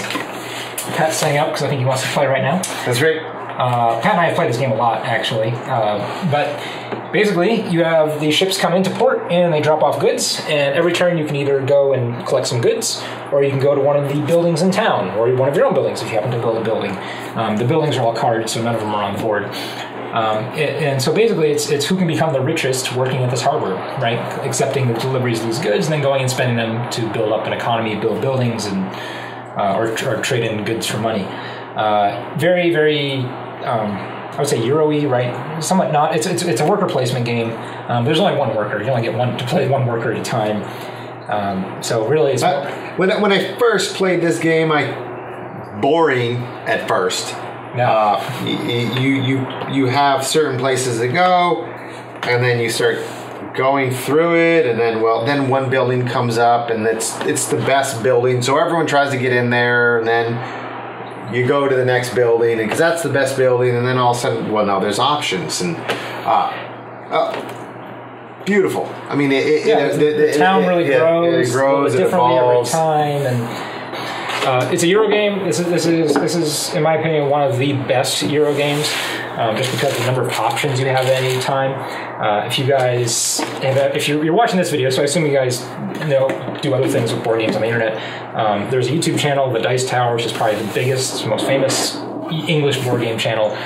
This is one of Tom Vassal's or his favorite games, and the thing he says about it is that every time it comes around to him, there's a million awesome things he can do on his turn. Right? He just feels like it's a party, and every turn he gets to go do something awesome. Yeah. That's kind of what it is. Do I want a big collection of cows that just came in? Do I want to go turn my iron into steel? Do I want to go to the coal plant and get a bunch of coal? Do I want to go build this building? And ships and ships. Don't forget about you have to build your ships so you can get your own shipments of food in. Important part of your own economy. But there's just so many good things you can do that he never feels restricted. This is a game that I could happily play with 4 people. 5, it gets a little bit long. But if you can find that friend that you like playing board games with and you haven't played this yet, pull this out, play it multiple times as that 2-person, and you will see how this game will change. I don't think you play it the same way the first, second, third, fourth, fifth, sixth, seventh, every eight, game nine, is a little bit different. And for those people, those Stefan Feld fans out there, I don't think I have any Stefan Feld games on my list, my top 50 list, so I apologize. But second, Stefan Feld games tend to be point salad kind of games where every action is, I get this many points for doing this, or I get this many points for doing this. This is not that way. This is much more subtle, where you need to do X, Y, then Z, then A, B, and C, and then you get a payoff. Yeah. There's a lot more. It's a little more thematic. There's a little bit more of a story, I think, being told rather than just go here and get this many points. Oh, and there is beautiful times where you just sit in a building, maybe one turn too long, just blocking it from people, denying. Just deny. Yeah, it can be a little vicious for a Euro game, surprisingly. For a game about just collecting goods coming in on ships. Yeah. But anyway, it is a great game. Absolutely one of my favorite Euros. Number 19, Le Havre. Number 18, Caverna. Caverna? Exactly. This is the same designer as the Havre. This is Uwe Rosenberg. And this game actually caused me to completely take off one of my games from the top 20 list last year. Last year, I think I had, was number 16, was a game called Agricola, which is about farming. It's probably the most fun you can have playing a game about farming, I think. I'm sure many people in this video have played it. It's quite a popular game. This, for all intents and purposes, is Agricola 2. It plays exactly like Agricola, has almost the exact same structure of the game. It's just got a few new options, a few new tweaks, and I'll dare say even more upgraded components. Pat has yet to play it. I've played this maybe only about 4, maybe 5 times now at this point. Right on. And well, I'm excited. I have not heard about this game, and Agricola. I don't know if it made my top. If it didn't, it wasn't because it wasn't inside of my heart. Much love for Agricola. So this box is gigantic. It's the same. Pat's looking at it. He's like, these are the same pieces. It's Agricola 2. I do have a couple problems with it. Number one, Uwe Rosenberg designed this to go up to 7 players. Do not play this with 7 players ever. Like, there's no reason to. It's not fun. I mean, it's fun, but it's if you're playing with just a couple players who have a little bit of analysis paralysis, it can be a little bit slow. Getting back down to your turn. That being said, there's actually plenty for you to think about when it's not your turn, so it's really even not that much of a problem when you go up to 3, 4, or 5.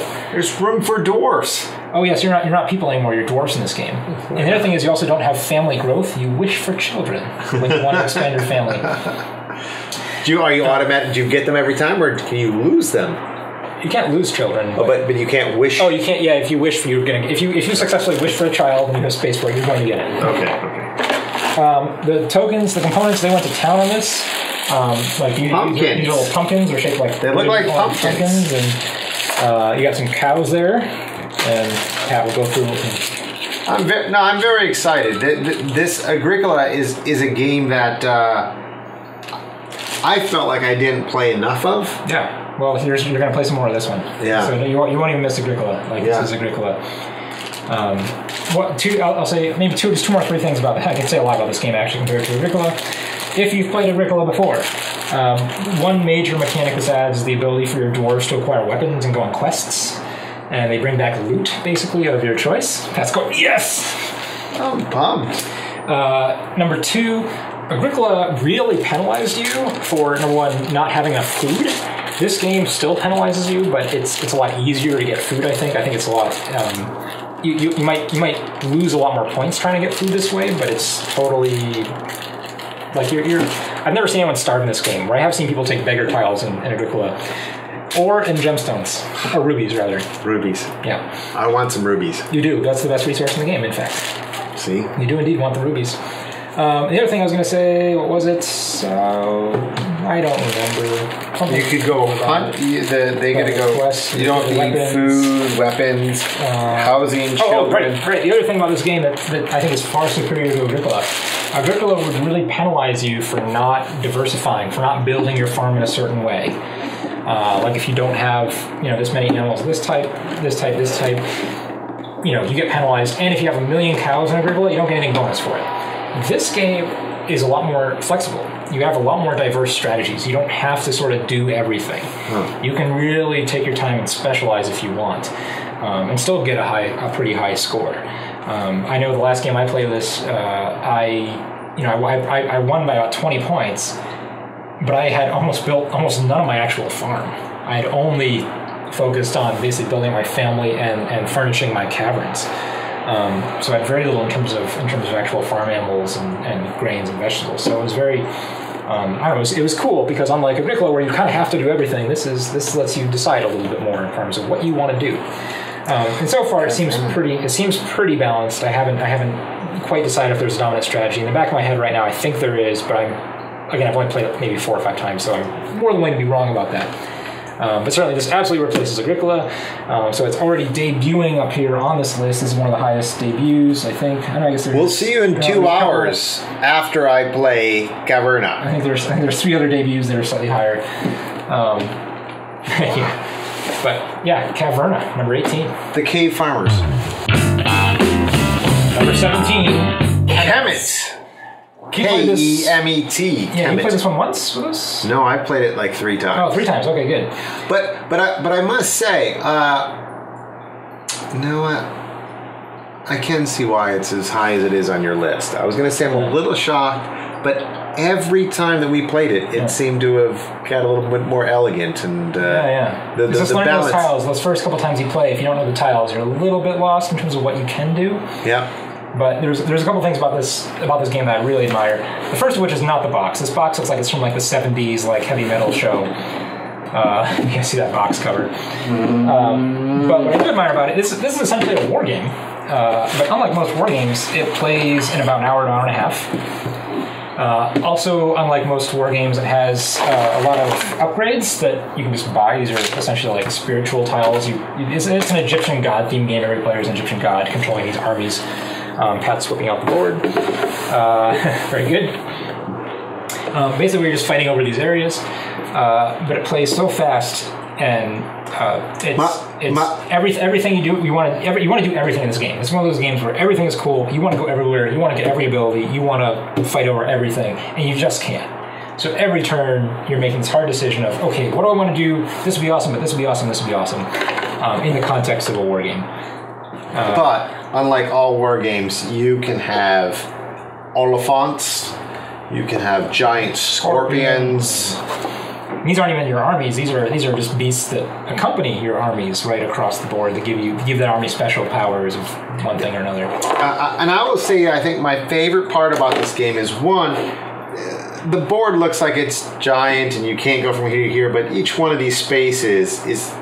Everyone starts about equidistance away from everyone else. Like mathematically, actually equidistant. Like the board is actually completely symmetrical with only one exception from everything. Yeah. Right. Everybody's the same exact number of spaces away from everything on this board, just because of these funny lines and how they're drawn, which is both good, cool, but also not cool too, because I kind of want it to be asymmetrical sometime. Yep. But the asymmetry comes from the powers that you get, because everybody's powers will be completely different. So if I have to go fight Pat's giant scorpion, or I have to go fight Dan's giant elephant, those have very different results in this game, you know. Yes. But really, it's a non-luck war game, no dice. Everything is card-driven, and everyone has the exact same cards at the start of the game. So again, a little bit of a memory aspect for Pat. He has to keep track of those 4 attacks, and I know Pat doesn't tend to do that all the time. That's an important part of this game. You get a little player board where you can choose your actions and keep track of your prayer, which is basically your currency.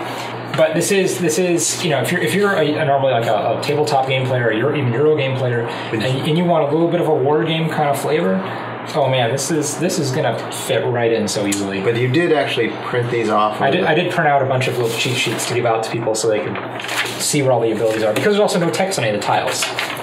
So it does take a game or two before you sort of learn what all the special powers do. Very interactive. It's a war game that you don't feel too bad about when you lose most of the time, mainly because your troops are completely expendable always. Yeah. No, if you're not fighting every turn, you're doing something wrong. Yeah, it's just. If you really want like a really super serious war game, this probably isn't for you. But man, if you're just a normal tabletop player and you want to just play a little bit more of a fighting territory kind of game where you can get cool armies and different abilities, top of the notch. I mean, top of the list right here. So, Kemet.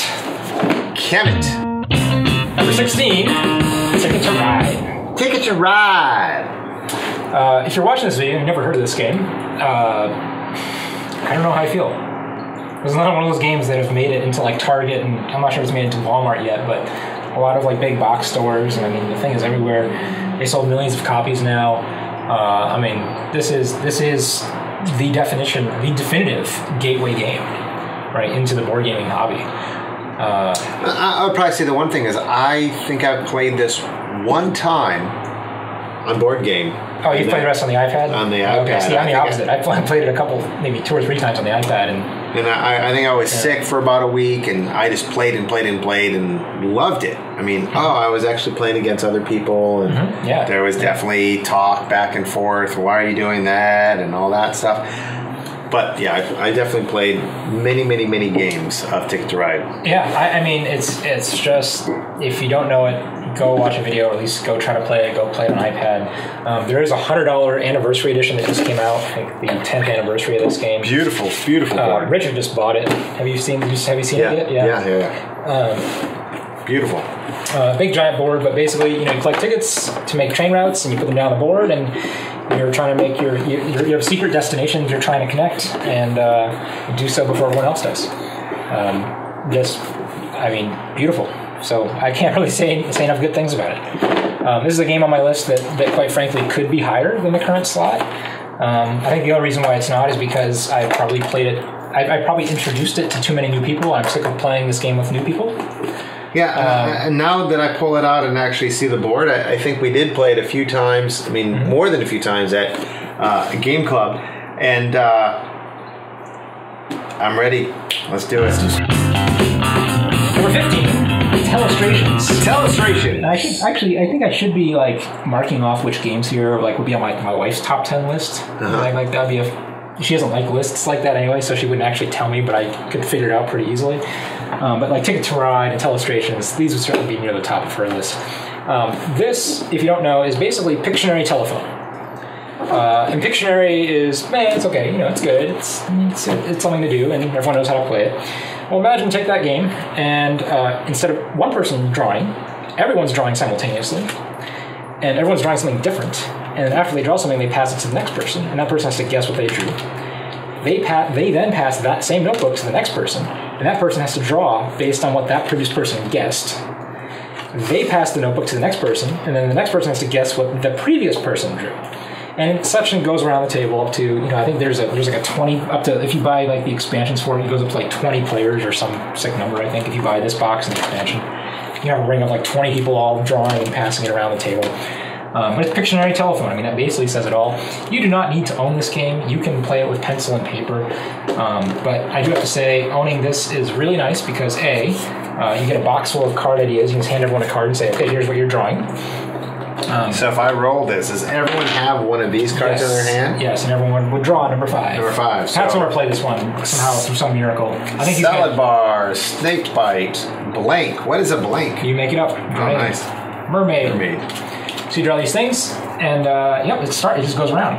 And there is a way to keep score if you want to keep score. Most of the times when we play, we don't even keep score. It's just you just go through it, and then you look at the notebooks at the end and see how someone drew a cucumber, and that turned into Wiener Dog right at the end. Or it starts out with pumpkin, and all of a sudden that turns into atomic bomb. Right? It's just fun to sort of see how these things progress around the table. So you can play it for points, but you don't have to. Perfect party game. I still remember playing telephone in 4th or 5th grade at Beulah Park in the gym, whispering from one to the next. What an experience that was. I'm looking forward to Telestrations this weekend because I'm borrowing this from Nick. Perfect. Done. Number 15, Telestrations. Number 14, Incan Gold! This is part of that wife top 10 list. I think we're right there. Yeah. Apparently, like the 10 through 20 is the wife top 10. Well, maybe not. No, I got Dixit would be there. Ticket to Ride, Telestrations, Incan Gold. So you got 4 out of her top 20. The rest, not so much, I guess. But anyway, Incan Gold. Pat, do you want to take it away? This is such a fun game. You get to go explore the Incan pyramids, and you get to go with your friends, and you go deeper and deeper, and you're side by side, and you're working together, and you're sharing the gold all the way through. Oh, there's a spider. Oh, there's some fire. Watch out for the next fire. It could kill you. There's a mummy. Keep on going, friends. Then one by one, your friends start leaving you, but that's fine because you have fewer and fewer friends to share that wealth with. Then, lo and behold, you're the last one in. And you're looking for that big payoff, and bam, the fire comes and you're dead and you've lost everything and they're safe in their tents. Incan Gold, I love this game. This is a push your luck game. Pretty pure, large group push your luck. I think it normally plays up till 8, though I think I've done it up to about 10 players. What does the box say? 8 players? Yeah. So simple. I played this actually this past weekend with a bunch of new players who never played it before. I taught it in about 30 seconds. You just set it up and say, okay, we're going to temple. Here's the temple. Here's what we get. Oh, look, we won a bunch of gemstones. Everyone takes one. We split it up. Do you want to keep going? And if you do, you play your card, and everyone keeps going. Oh, look, and here's a pile of 6 gemstones. Oh, we can't split that 7 ways. So guess what? It stays there until someone leaves, and then these gems start to accumulate and pile up, so you're tempted to leave more and more. But basically, there's only 2 cards in the game. There they are. Only 2 choices. That's it. Every turn, all you do is do you keep going deeper, or do you get the hell out? That's it. You do 5 rounds, and there's a couple other cool little mechanics, artifacts, and things, but... My favorite part of this game is when someone goes, I was thinking about leaving this turn. Right. You only had 2 choices. Of course you were thinking about leaving this turn. That's what you're thinking every time. It's... This is in your top 10 for sure, right? Yeah, absolutely. Yeah. Absolutely. Number 8, was it? I think I saw it. It is a fabulous game. Incan Gold. It's $20. Pick it up. I mean, this is a no-brainer. Yeah. Easy. I mean, start the night, end the night with this game. Just play it the whole night long. And people can come in midway, right? And they don't. Yeah. I mean, it's here. I mean, we all die. Here's have a new round. It's fast, real easy. Incan Gold, can't recommend it enough. Number 13, Space Cadets, Dice Duel. I would love this game if I didn't have panic attacks when I played it. This can be a very stressful game. I think this is the only game on this list. I'm pretty sure of it, with at least so far. It's a real-time game. There are no turns. This is a team-based game, so you also need a partner, at least, if not multiple members on your team. This is a game. I think for a lot of people, this is either you love it or you hate it. It depends on how you deal with stressful situations. And there are some stressful games that are real-time games that I don't find. There's actually one sitting right over there called Jab that is also a real-time game, which I think nails boxing, like takes boxing and puts it to a T in game form. But I think it's too stressful. This one, however, I can deal with for whatever reason. But the idea is very simple. You're flying around a spaceship on this board, and so is another team, except your spaceship is controlled by these yellow dice. And you only get to roll the yellow dice when you're powering them using white dice. And so on your team, you might have one person who is sort of giving out these white dice, so I can roll yellow dice, so I can move the ship. We're constantly passing these dice around to do these different things. In addition to shooting the ship, we can put down mines or fire off missiles. We have to get target locks so we can fire the missiles in the first place. We can put up shields. We're doing all these things, but every time we roll a die, it needs to be powered by another die of a certain number. So it's basically just roll as many dice as fast as you can. And then every time your ship gets hit, you lose a die, kind of thing. So you have the sensors, the helm, engineering, and tractor beams. This is where they go. And so if you are in engineering, you have the ability, as you roll a 1, to pass it over to weapons, 2, pass it over to sensor, 3, tractor beam. But you've got a bunch of dice and you're rolling them and you're passing and they're passing you back and you're doing this stuff. And the whole time that the ship is coming around behind you to get a shot and you need to get your tractor beam, you need to put up some shields on your aft because they're behind you and fire, and then you stop. Somebody else out fire and you stop the game. Yeah, you pause the game, see if the missile hits, because something that happens in this game is often on your team you might have somebody driving the ship, someone firing missiles, someone trying to get the sensors, someone trying to get the shields up. I've had so many missile miscues in this game because I'll be driving the ship or the other team will be driving the ship and we'll move the ship in a certain place and the person who's trying to fire the missile doesn't realize that we moved the ship because he's too busy focused on rolling his own dice. It's so much fun. I mean, it's sometimes you just whiff so hard in this game and your team just collapses in failure because you're all just going too fast and no one knows what's going on. This is fun. I mean, this is a great game. If you want to bring it to a convention, you'll attract a crowd. I mean, just have 8 people just sitting down at a table, just rolling dice as frantically as possible. That happened at PAX. We played this 3 or 4 times at PAX this last year, and every time people who come by and watch and be like, "Do you want to play?" And they'd be like, "No, we do not want to play. We just want to watch because it looks way too stressful." But it's not that complicated. You can totally, learn it in a sitting, and it's tiring talking about it. Yeah, no, I mean, it gets my heart racing just thinking about it. So, while this is not my favorite game, there's no way I can downgrade it. There's no way I can say that this game is not quality, that it doesn't function well, that it's not a fun game. I will watch it all day long. Or just put me on like sensors or something. I'll just do shields. Yeah, give me one thing to do. Give me something simple and I'll do it. But if I've got to navigate and engineer at the same time, I'm in a world of hurt. So, Space Cadets, Dice Duel, number 13. Number 13. Yeah. Number 12, Power Grid. Power Grid, number 12. I don't know what year this year was published. Can you find a year there in the back? I'll look for it. 2004. Yeah, 2004. 10 years. Coming up in 10 years this year, too. Well. This is another one of those sort of classic Euro games, but I would say this one, I don't know what it is about it, but man, I've seen people who don't know how to play games playing this. I've seen hardcore gamers playing this. Like this one, and it's a complicated game is the thing. Like this is not a game for the faint of heart. It's a pretty big, heavy Euro game with paper money and lots of things to keep track of. That's one of the new expansion maps I just got. But it's a game where you're basically trying to power as many cities as you can. You have to auction off power plants. You have to establish connection routes. I think it's a lot of fun. I'm not sure why though. Do you have any insights as to why? Well, I think with this game, it's always about player positioning. When are you going to be able to select to put your cities, buy your power plants? I mean, the turn order in this game is constantly changing, which can be hard to deal with for new players too. Yeah. And there's this resource market that keeps going up and down. The prices keep fluctuating like crazy. It's a little bit of a push your luck game with the turn order. Resources. How much money do I spend? I love hiding the money in my pocket. You don't have to share that, so I can buy or spend as little as I want. Am I going for the big push? Am I going for an early advance? Oh, there's a lot of things can happen in the game. This is a game about powering cities. That's all it is. But beautiful. It's a beautiful game.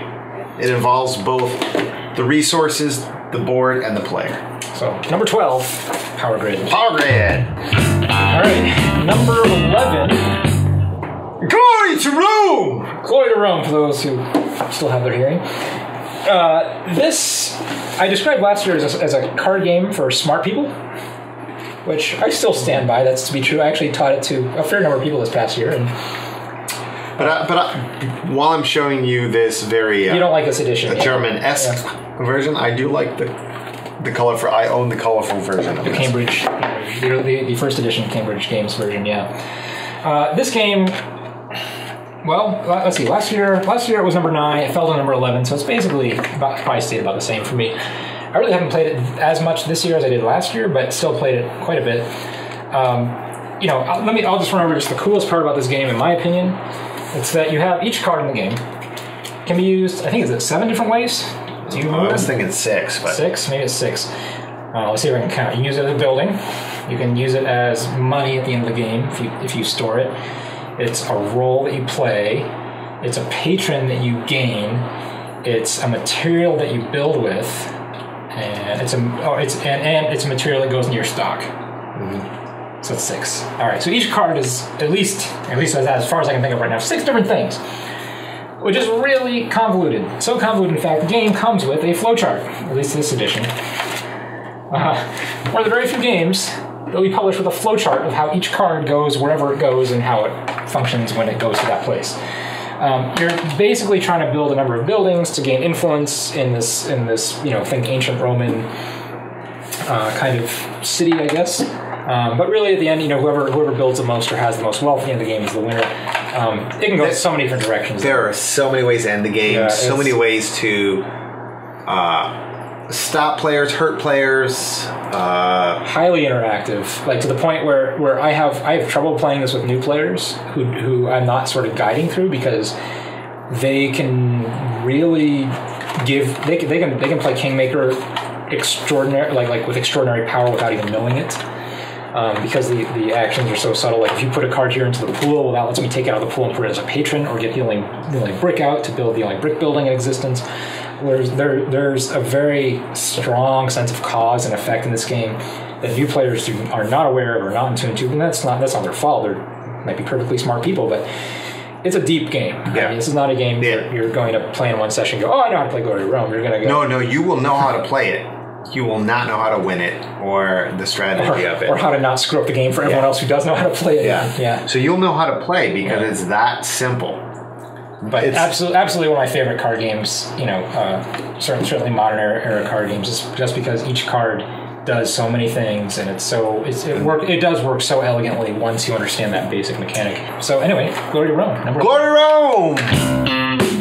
Top 10. Top 10. Okay, here we go. So I know many of you probably skipped to the video at this point in the video, have not watched the previous 40. Shame on you. Shame. First of all. Shame. Number 10 is a little game called Coup. Coup. That doesn't sound too hard. It doesn't sound hard, no. It's a very And in fact, not only does it not sound hard, it only has 15 cards in this box. That's the whole game. 15 cards. The whole game has 15 cards. There's some coins. Yeah, you like going through some. There's some coins. 15 cards. This is sort of one of those micro games, as they're sort of affectionately called right now. It's sort of like a hot thing. These very, very small games that use very few components but do a lot. One game that didn't make my list, but another one that a lot of people would compare Coup to is called Love Letter. It's also in my collection, but I think this blows Love Letter out of the water, in my opinion.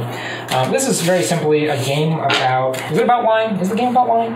It's about telling the truth. It's about telling the truth. That's a better way to put it, yes. This is a game about telling the truth. Basically, you want to be the last person with cards left in your hand. And you only start with 2, so you can't make many mistakes. But those 2 cards will essentially let you do 2 different things in the game. But there's actually about 10 things you can do in the game. Is it about 10? That doesn't seem right. It's not a chart. There's even a chart for it. You can hand out. So while this isn't... It's probably about 6. There's probably 6 things you do on a turn. Oh, sure. Well, you can 1, 2, 3, 4, 5, and then you can... Well, if that one doesn't count, right? That's going to take 5. So there's really 8. Technically, I guess, in that one, 8. I guess technically there's 8, but a couple of them are very similar. So let's say there's about 6 real things you can do on a turn. Yeah. But you only have 2 cards in your hand, meaning, and these are secret cards, you can only legally do 2 of those things. No, you can do them all legally. Well, you can do them all legally, but someone might call a little BS. Sure. If you try to do one of those other things that you don't actually have the appropriate card for. But no one knows that, because no one knows what cards you have. And that's the thing that makes this game beautiful, is that basically you need to do all these different things, but at some point you're going to have to lie about doing some of them. And that's it. The first 3 times I played this game, I did not lie once, and I won the first 3 games. Really? Yeah. Wow. Wow. Well, good for you. Because I think everyone assumed I'd be lying. You're a liar, Pat. You like to lie. I like to take the truth and run with it. No, but the first 3 times I played, because it was the first 3 times I played it, everyone else was an experienced player, so they lied from the very beginning. So the minute I said something that was truthful, they assumed, well, you've got to be lying, because we did, and you didn't call me on it, so therefore I'm going to call you on it.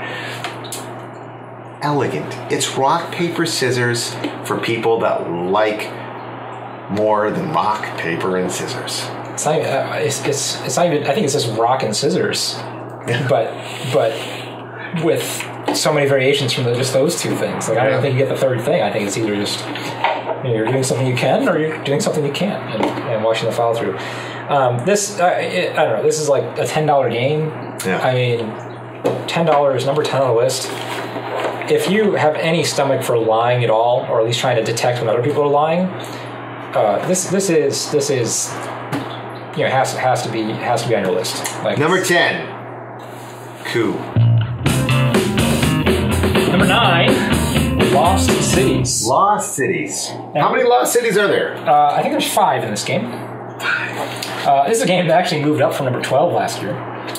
So this gained a little bit of ground, and this is also one of the wife-approved top 10 games for sure. Oh.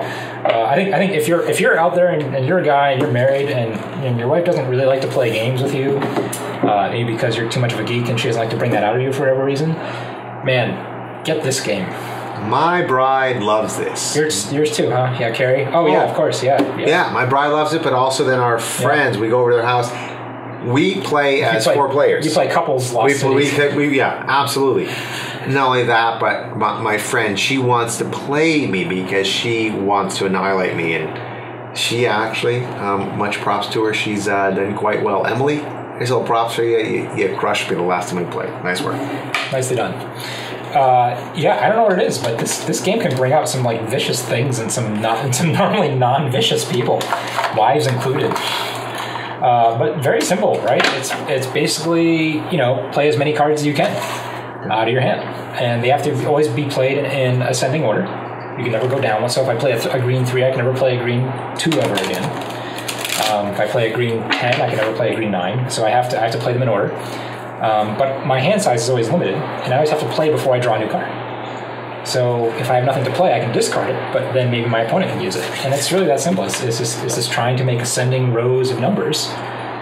And the gameplay is surprisingly deep, surprisingly fun. There's very little downtime just because, again, it plays so fast, and I'm very invested in what number you play. It's as far as 2-player game, like this is like the perfect like husband-wife game. I mean, it's we took it on the honeymoon with us. We couldn't have been happier playing this. One of the games that I think back to that double solitaire game. When you used to play double solitaire, I don't know, did you ever play double solitaire? Yeah. But it was a race, right? But here it's not so much of a race. It's a race to what can you hold on to in your hand. I can't give you anything, and I'm gonna whose hand's gonna break first, where you have to discard before you can draw that card. It's subtle. I mean, it's deceptively subtle. And there are people who think they play it twice and like, okay, I've mastered this game. And it's still kind of thing like I will kick your ass every time we play it. Like it's a deeper game than you think it is. It's still once in a while you can have some bad luck, and even if you play a great game, I mean, if your opponent gets full 10s, tough. It's tough. It can be tough. But for 2 players age 13 plus, and I think probably a 7-year-old could play this game. A 6-year-old probably could play this game by following the rules. Yeah, but they would do terrible things. Sure, but they could follow the rules. Yeah. The rules are very simple. Very simple. Yeah. So anyway, Lost Cities, number 9. Number 9, Lost Cities. Number 8, Hanabi. Hanabi! Okay, this is a particularly interesting addition to my top 10 list, because this, I'll tell you right now, is the highest ranked new game on my top 50 this year. That wasn't. Rightfully so. Rightfully so. Yeah, this fabulous game. And not only that, I started this video, if you guys remember, way back.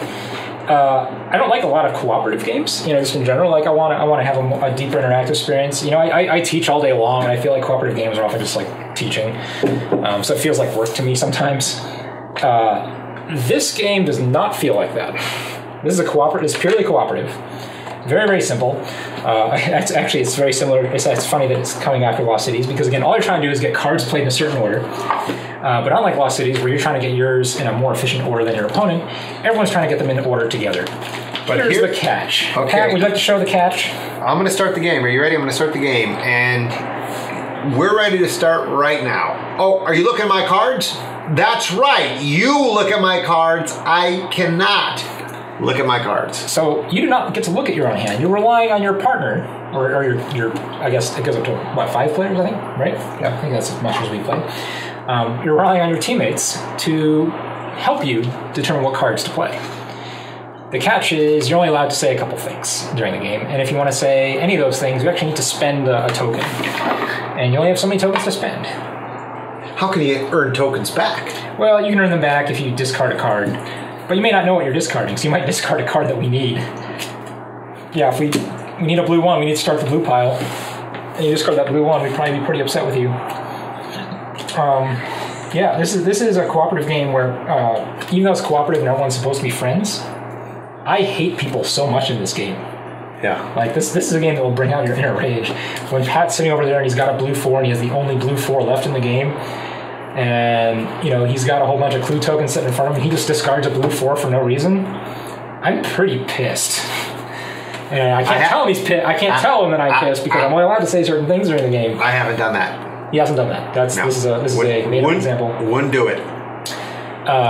But really, it's really delightful. It is sort of, it is a cooperative game, so it does kind of feel a little bit like a group puzzle. It has that kind of. But I think one of my favorite parts of this game, and I've only played it maybe 4 times, is that I've made moves that if you're watching my moves, you know what you have in your hand. Right. Yeah. There's a lot of unspoken communication. So if I make a move, and you thought you're an idiot, I'm like, as a matter of fact, if you think I'm an idiot, rightfully so, good on you. But if you think that I'm actually a good Hanabi player, then you know what card is in your hand, and I think that's that contact bridge thing that with bridge it's the same thing, right? Where it's this communication contact. I guess would be more violent. I don't think old people want to play that. Contact bridge is a different game. But yeah, bridge is the same kind of thing. All these unspoken communications, right, that happen during a hand of bridge. And so it's the exact same feeling in Hanabi. And yeah, last time I played, I knew I had 2 5s. Didn't know what color they were, but I knew I had a safe play because someone else had a 5 in their hand, and we had already wasted the yellow 5. So I knew I was safe in playing this. And the only reason that this person should have known that I was okay to play with this is if that they knew they had a 5, because they knew this person and this person did not have that 5. There's a lot of deduction. Yeah, and you have to be aware on every person's turn. You don't miss a thing in this game. You shouldn't miss a thing in this game. And for those of you who already have Hanabi and play it, and if you so far, I haven't played it quite with a completely expert group yet, but so far with intermediate groups, my high score is 23. So go beat that. Right on. So Hanabi. Number 7. For sale. I cannot say enough good things about this game. I mean, I've played it with a bunch of beginners. They love it. I played it with experts. They love it. I don't know. I've sold so many copies of this game. Not me myself personally, but just showing it to somebody. I think I'm like that person. I have to go own this game, right? This is even. It just actually last week I went to Go Setter and I happened to play For Sale like a year ago with this guy named Steve, and he's like, he came up. He said, we've been playing so much For Sale. When are we going to play For Sale again? I haven't seen him in a year, right? And this is addiction in a box. Like, you just want to play, like, there was that one night we played 15 hands of this in a row. Yeah. We were playing a poker tournament, and this came out to just kind of... like, cleanse the palate. And we're like, yep, it's why play poker when you can play For Sale? Yeah. It's an addictive game. You start off with some money, you buy houses, and then you sell houses. Done! 2 rounds. A buying round, selling round. Simple, easy peasy. So good. Go play it. I mean, that's it. Addiction in a box. For sale. Number 6. King's Forge. Pat's whipping out the prototype board here. This is a mock-up from an old version. This is a game that is not commercially released yet. And I'm also quite biased, so you can... Why would you be biased? Well, because I designed it. Yeah, you might have designed it, but I test played it, and it's a brilliant game. I think so. I think this is going to... We just had a huge Kickstarter last year where it's, the dice have already been manufactured, it's in print. It'll be coming out real soon. I'll be at Gen Con in just a couple weeks coming out demoing it for people. I think it's genius, and I can tell you, that's a little self-inflating, conceited. He's a genius, so... Thank you, sir. I'll take that in stride today. Sometimes you're being sarcastic. But it's essentially like a worker placement game with dice, and to some degree you might harken back to Alien Frontiers, that one of the very first games on the bottom of this list. Where you take dice and you place them and you get things. However, one of the major differences, other than just the space theme, and the fact that in this game you're a blacksmith trying to craft goods for the swords and shields and tables and things for a king, is that you don't roll your dice until the end of the round. So you're playing this sort of little miniature push your luck game every round with how much dice, how many resources do you want to spend, like these wood dice and metal dice, and these represent different types of building materials. Can I give away a secret? Okay. The glass dice. Oh, no, you shouldn't give away that secret. No, shh. He's speaking about things that are yet to come for it. I'm like Berland. I'm a predictor. I see. It's a mighty fine prediction you have there, sir. And we have these different materials, and place them all on your cards and these different places where you can go gather more stuff or rolling bonuses or all sorts of things. And whatever you don't spend, you can basically try to craft an item with. And if you don't roll high enough, you don't get anything. If you roll significant, high, you can make something for the king and score some points. So it has that little bit of Alien Frontier sort of puzzling mechanic, except you don't know what your dice are going to end up rolling until the very end of the round, which speeds up the game tremendously, in my opinion. Because Alien Frontier is the first thing you roll your dice, and you look at them, and you have to figure out where they can go in the first, how many ever minutes. Yeah, and I wait for you to be done, but because there's the card aspect, and you're waiting to see what cards are coming out, and you're choosing the cards that give you the dice. That you're really paying attention to what you're more invested in what the other people are taking, because there's also just a lot more blocking in this game, right? If you go to this, that means I can't do this. So there's a little more of a give and take and a little more interactive. You're actually watching at the pile of dice that they have. What can they possibly manufacture during the crafting round? So it's just delicately balanced. It's wonderful. We played it every time that he would change. Nick would just tweak something. We'd keep on playing it. We keep on playing it. We still play it. We look forward to the final version. Yeah, and components are looking nice. I mean, I went through all the proofs, and everything's looking sweet. So I'm super excited. Look for it soon in stores. King's Forge 2014 coming out. It's not number 2014. It's actually it's actually number 6 on my list. Which number is still 6. But it's a great game. King's Forge. Number 5, Dominion. The crack cocaine of the games. Yeah. I think this is what this game got me into the game club. Got me into Euroboard games. Got me where I'm at today. Which, kind of sad, but that's where I'm at. Yeah, and this game fell a little bit off my list. It was number 2 last year. And it did fall number 5, mostly because we haven't been playing it as much. Man, it's this. If you're watching this video, you've never heard of Dominion. This is the deck building game. We talked about deck building a couple times before, but this is the one. I think every other deck building game basically is derivative of this game. Like, this is the grandfather. And from my opinion, I've yet to play another deck building game that's better as a pure deck builder. I think every other game, does something different with deck building. And I think a lot of people don't like Dominion because they found another flavor of deck building they like more. Like, there's a Marvel superhero one. There's the Ascension, which is the more sort of random magic-y adventuring one.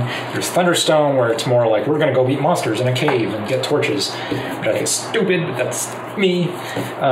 This is one that's so balanced and so economic that it clicks with my personality, right? Where you're trying to figure out, what is really the best thing to do here? You have interesting decisions every round, and the whole thing is like shopping, right? The entire game is so focused on, okay, what do you want to buy next? What do you want to buy next? And all it takes is one player to take an attack card that changes the whole game. So you might start off the game thinking these are the best 2 cards to get. I'm gonna get this combo. And then your opponent starts buying this, and then done. Like, you have to react to that. And there are times where if no one buys that, then you're both going on this offensive without attacking, and then late in the game, someone goes to an attack, and you're like, do I have to shift the game yet? I don't, and it's all of that. And so it's beautiful. It's elegant. Every game starts the same. Well, every game starts completely different. And the same, yeah. You look at your deck and you're like, well, I've got 5 cards in my hand. Yeah. If you've played things like Magic the Gathering before, I think you're an instant convert to this game. There's no more buying, singles, right? There's no more opening packs trying to find a rare card. The game is building your deck. You just buy the box of cards and you just build your deck as the game progresses. But I do love the Knights and there are some rare cards out there that... in Dominion? Yeah, but they're... you can win the... like tournament? Yeah, the tournament. The tournament cards, yeah. Okay, so but that's fun. That's okay, yes. It's fun. That's all I'm saying. There's a little bit of excitement.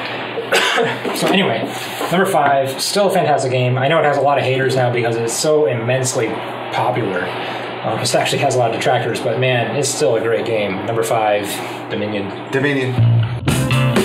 4. Eclipse. And, this is another game with a lot of detractors. Actually, a lot of the top games on my list, I think, have a lot of people who hate them because of how popular. Also insanely popular, similar to Dominion. Not as popular as Dominion, but still very, very popular. This is a game that does everything. This is a game that takes a Euro mindset, right, that focus on building your economy, but takes it into a futuristic sci-fi space war game. And does it so cleanly and so elegantly with so many variations. It's an absolutely top-notch, top-flight, top-level game for me. Pat, what can you say about it? Well, it only costs $0.25 to play. A quarter? Well, that's probably much it would cost. If you mean how many times you've played it versus the actual cost of the box? Yeah, you've gotten your money's worth. Yeah, this game, it's the game that if I want to take a player to a place where they can explore the universe, it's Eclipse. I think it's the ultimate fantasy building economy, reactionary, actionary, offensive, defensive. The game has it all. There's not. I've seen this game played. I've played this game 50 times, maybe more. Probably more. Yeah. Yeah. You're playing it weekly for at least a year. Yeah, more than a year. Yeah. Absolutely amazing game. We played back to back. It's the game where you were exhausted after one battle, and then you're like, all right, let's play it again. We would build up to this because all the other games were just to warm up your neurons, and how do you play against one another, and how do you play against yourself? Yeah, great game. And I'll acknowledge a couple things here. Number one, there are people who look at this game and go, it's not Twilight Imperium. And to them, I'll say, number one, this doesn't take 8 hours to play. And number two, I'm probably a little more economic-minded than most Twilight Imperium players, who are probably a little more war-minded, war diplomacy kind of minded, more political-minded, where I'm more interested in like building a system. So this game fits for me perfectly. So, if you're a TI player and you have a problem with this, that's your own opinion. And number two, I'm still surprised. Whoa! Don't mind me. Okay. I'm still surprised at how excited my play group gets for this game, and myself included. Like, this is a game with so much replay value between the different races, the different texts, and different tiles, and the fact that you have to play against the player. And I know there are players that we've played with that Pat and I've had long discussions about after the game about their play style and how to either work around them or deal with them. But definitely a diplomatic, interactive, we'll just have that player interaction where you have to decide your global strategy against individuals at the table, and that's really important. Pat's showing off some of the player mats. But more importantly, get your Plano box, get your Flambeau box. Yeah, you have to be organized. This is, if you're OCD, you're gonna love this game. You got a little tiny piece you gotta put in different places. Yeah. One last thing I want to say about this game, something I alluded to earlier. You might remember a little game called Hansa Teutonica on my list. For me, one of the reasons why I think Pat and I gravitated towards this game so much and both equally love it is because of that Hansa Teutonica, because that game really prepped us for it. There's a lot of similarities between those two games on a mechanical standpoint. Thematically and in terms of feel, they might be completely different. But if you already know you like Eclipse and you want something even more pure Euro-y, check out Hansa Teutonica and then go back a few years and check out the precursor to this game. So anyway, absolutely wonderful game. If you want that full, economic with a little bit of war, with a little bit of diplomacy, with a little bit of lying to other people's faces, Eclipse. That's it. Number 3, X-Wing miniatures game. Star Wars. Yeah, Star Wars. Names on the box. So last year, this was what was this? This was 10 on my list last year. It's only gotten better. man, it's this. I don't really, if you can tell from my list, I really don't do a lot of miniatures games. I do like to geek out, but there's definitely a limit to my geek outness. I'm also not good at painting little figurines. I also like Star Wars. So this game, on all those accounts, even though it's a miniatures game, knocks it out. I mean, this is, the pieces are beautiful. The gameplay is fantastic. I mean, I've taught this to, I think probably the youngest person I've taught to is probably about 7. And he just loved it. It's very simple, right? You deck out a ship, you pick a pilot, you pick a ship, you pick an upgrade or 2. You get so many points to spend if you want to be accurate. You put that ship on the board, you can throw some asteroids down, and each turn you have a little dial. Now your dial has a number of different movements. You select a movement, and you take a template. Pat's got a template. There's a straight 4. You take this, you put it right in front of your ship, you slide your ship 4 spaces, you take the template off, that's where your ship goes. And then your ship can take an action and then shoot at somebody. That's it, that's the whole game. I mean, I guess there's a lot to it more than that, but it's very spatial, it's very dynamic. There's a million variations now, they're constantly coming out with more and more expansions. It's absolutely one of my favorite games to play right now. It is really only a 2-player game. I have played 3-player and 4-player versions of it. But I think it certainly shines at 2 players. You can play it casually, you can play it competitively. There's a pretty active competitive scene, especially around here in Seattle. We can find probably about, at least within and around the city, anywhere between 4 and 12 tournaments a month for this game. And it's Star Wars. I mean, what more can you say? Yeah.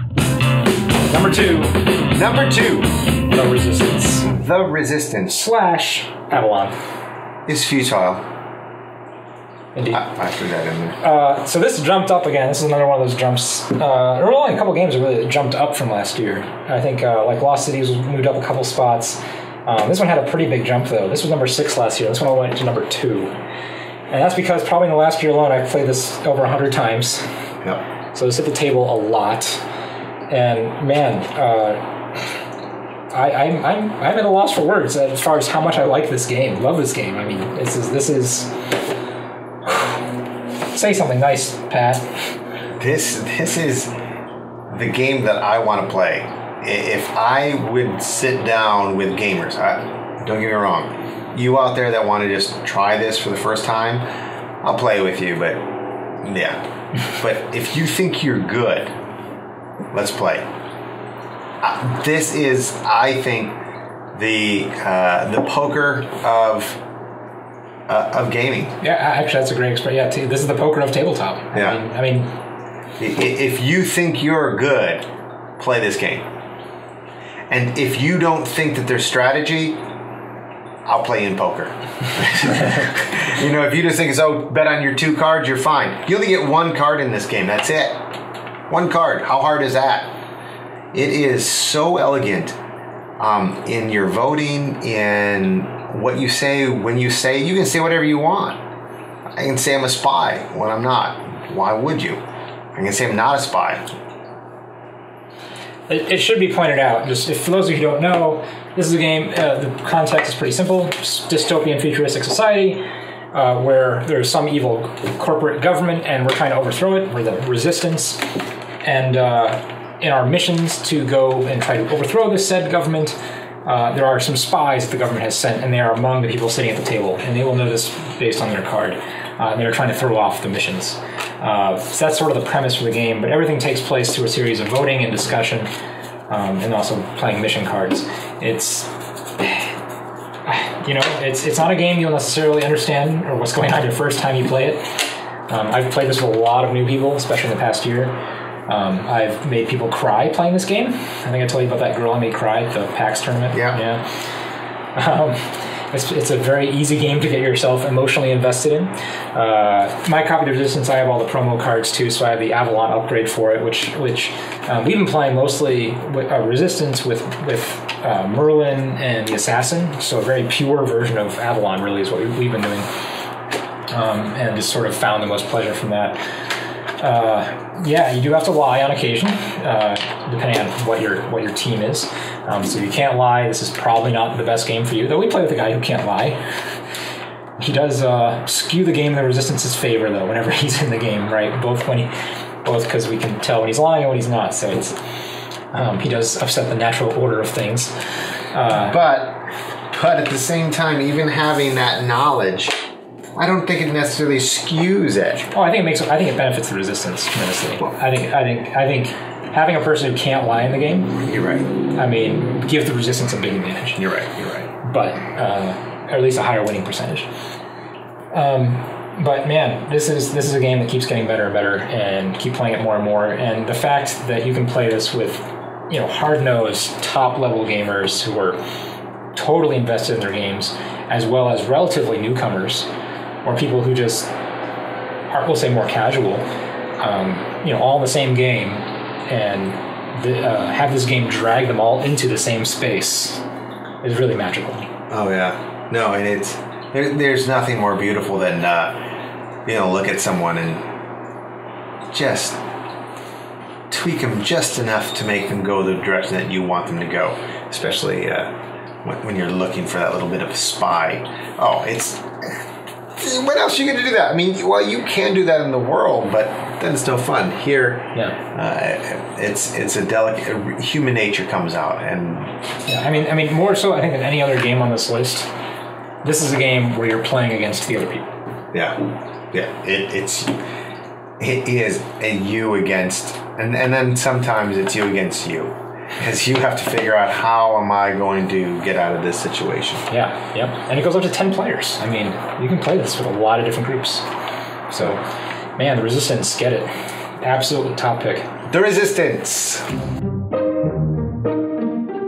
Number 1. Go. Go for number 1. Same as last year. Some things never change. I guess if you have a $5,000-year-old board game, not a lot's going to change with it. That's the funny thing; it does, right? I mean, it's still evolving, like in terms of strategy and as a game and style. And even this past year, there's been a really big Go event called a Jubango between two of the world's top players, and it's like this is a 5,000-year-old really happening thing. Like it's a living thing. This is a game that, for those of you who don't know, basically has about 4 rules. It's pretty simple.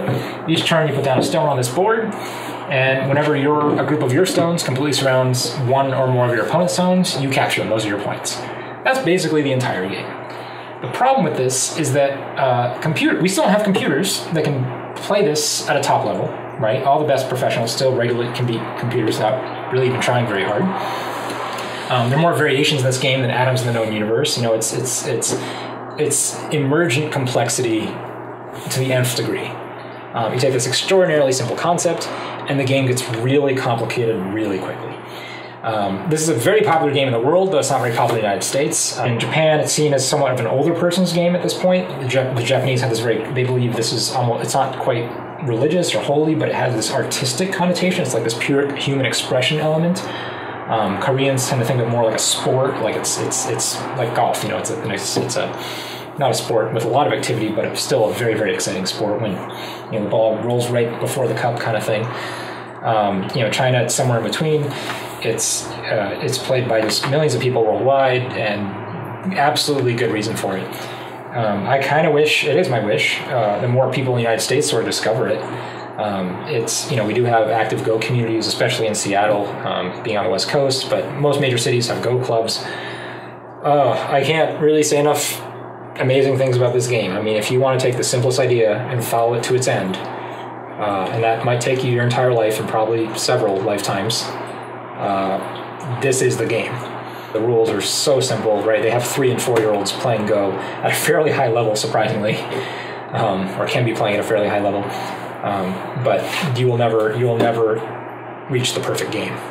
The Japanese even have this idea of the hand of God as the direct translation for trying to actually know what move is the correct move, and how we actually don't know what it is. Like it's still somewhat impossible for us humans to figure out sometimes. So Go. I mean, it's really only a 2-player game, though there are some variants. 5,000 years old, certainly stood the test of time, certainly the oldest game on this list. For $59.99, we can sell you one of these boards. No, we can't do that. I made this board, and we can't sell that one. No, Oh, no, I didn't know. Yeah, my dad and I made this board. Yeah. Very nice. Yeah. But you can go to, most game stores do have Go boards for sale. And a lot of those little, like, Korean or Asian markets will actually have some Go boards, too. If you want to pick one up on the cheap. So anyway, number one, not really a surprise for most of you if you've seen any of my videos before. Especially since this is going out on I'm going to put this up on my YouTube channel that is a Go channel. I do have a Go channel. It's also for X-Wing stuff, but that's a completely different thing. Number one, Go. Go!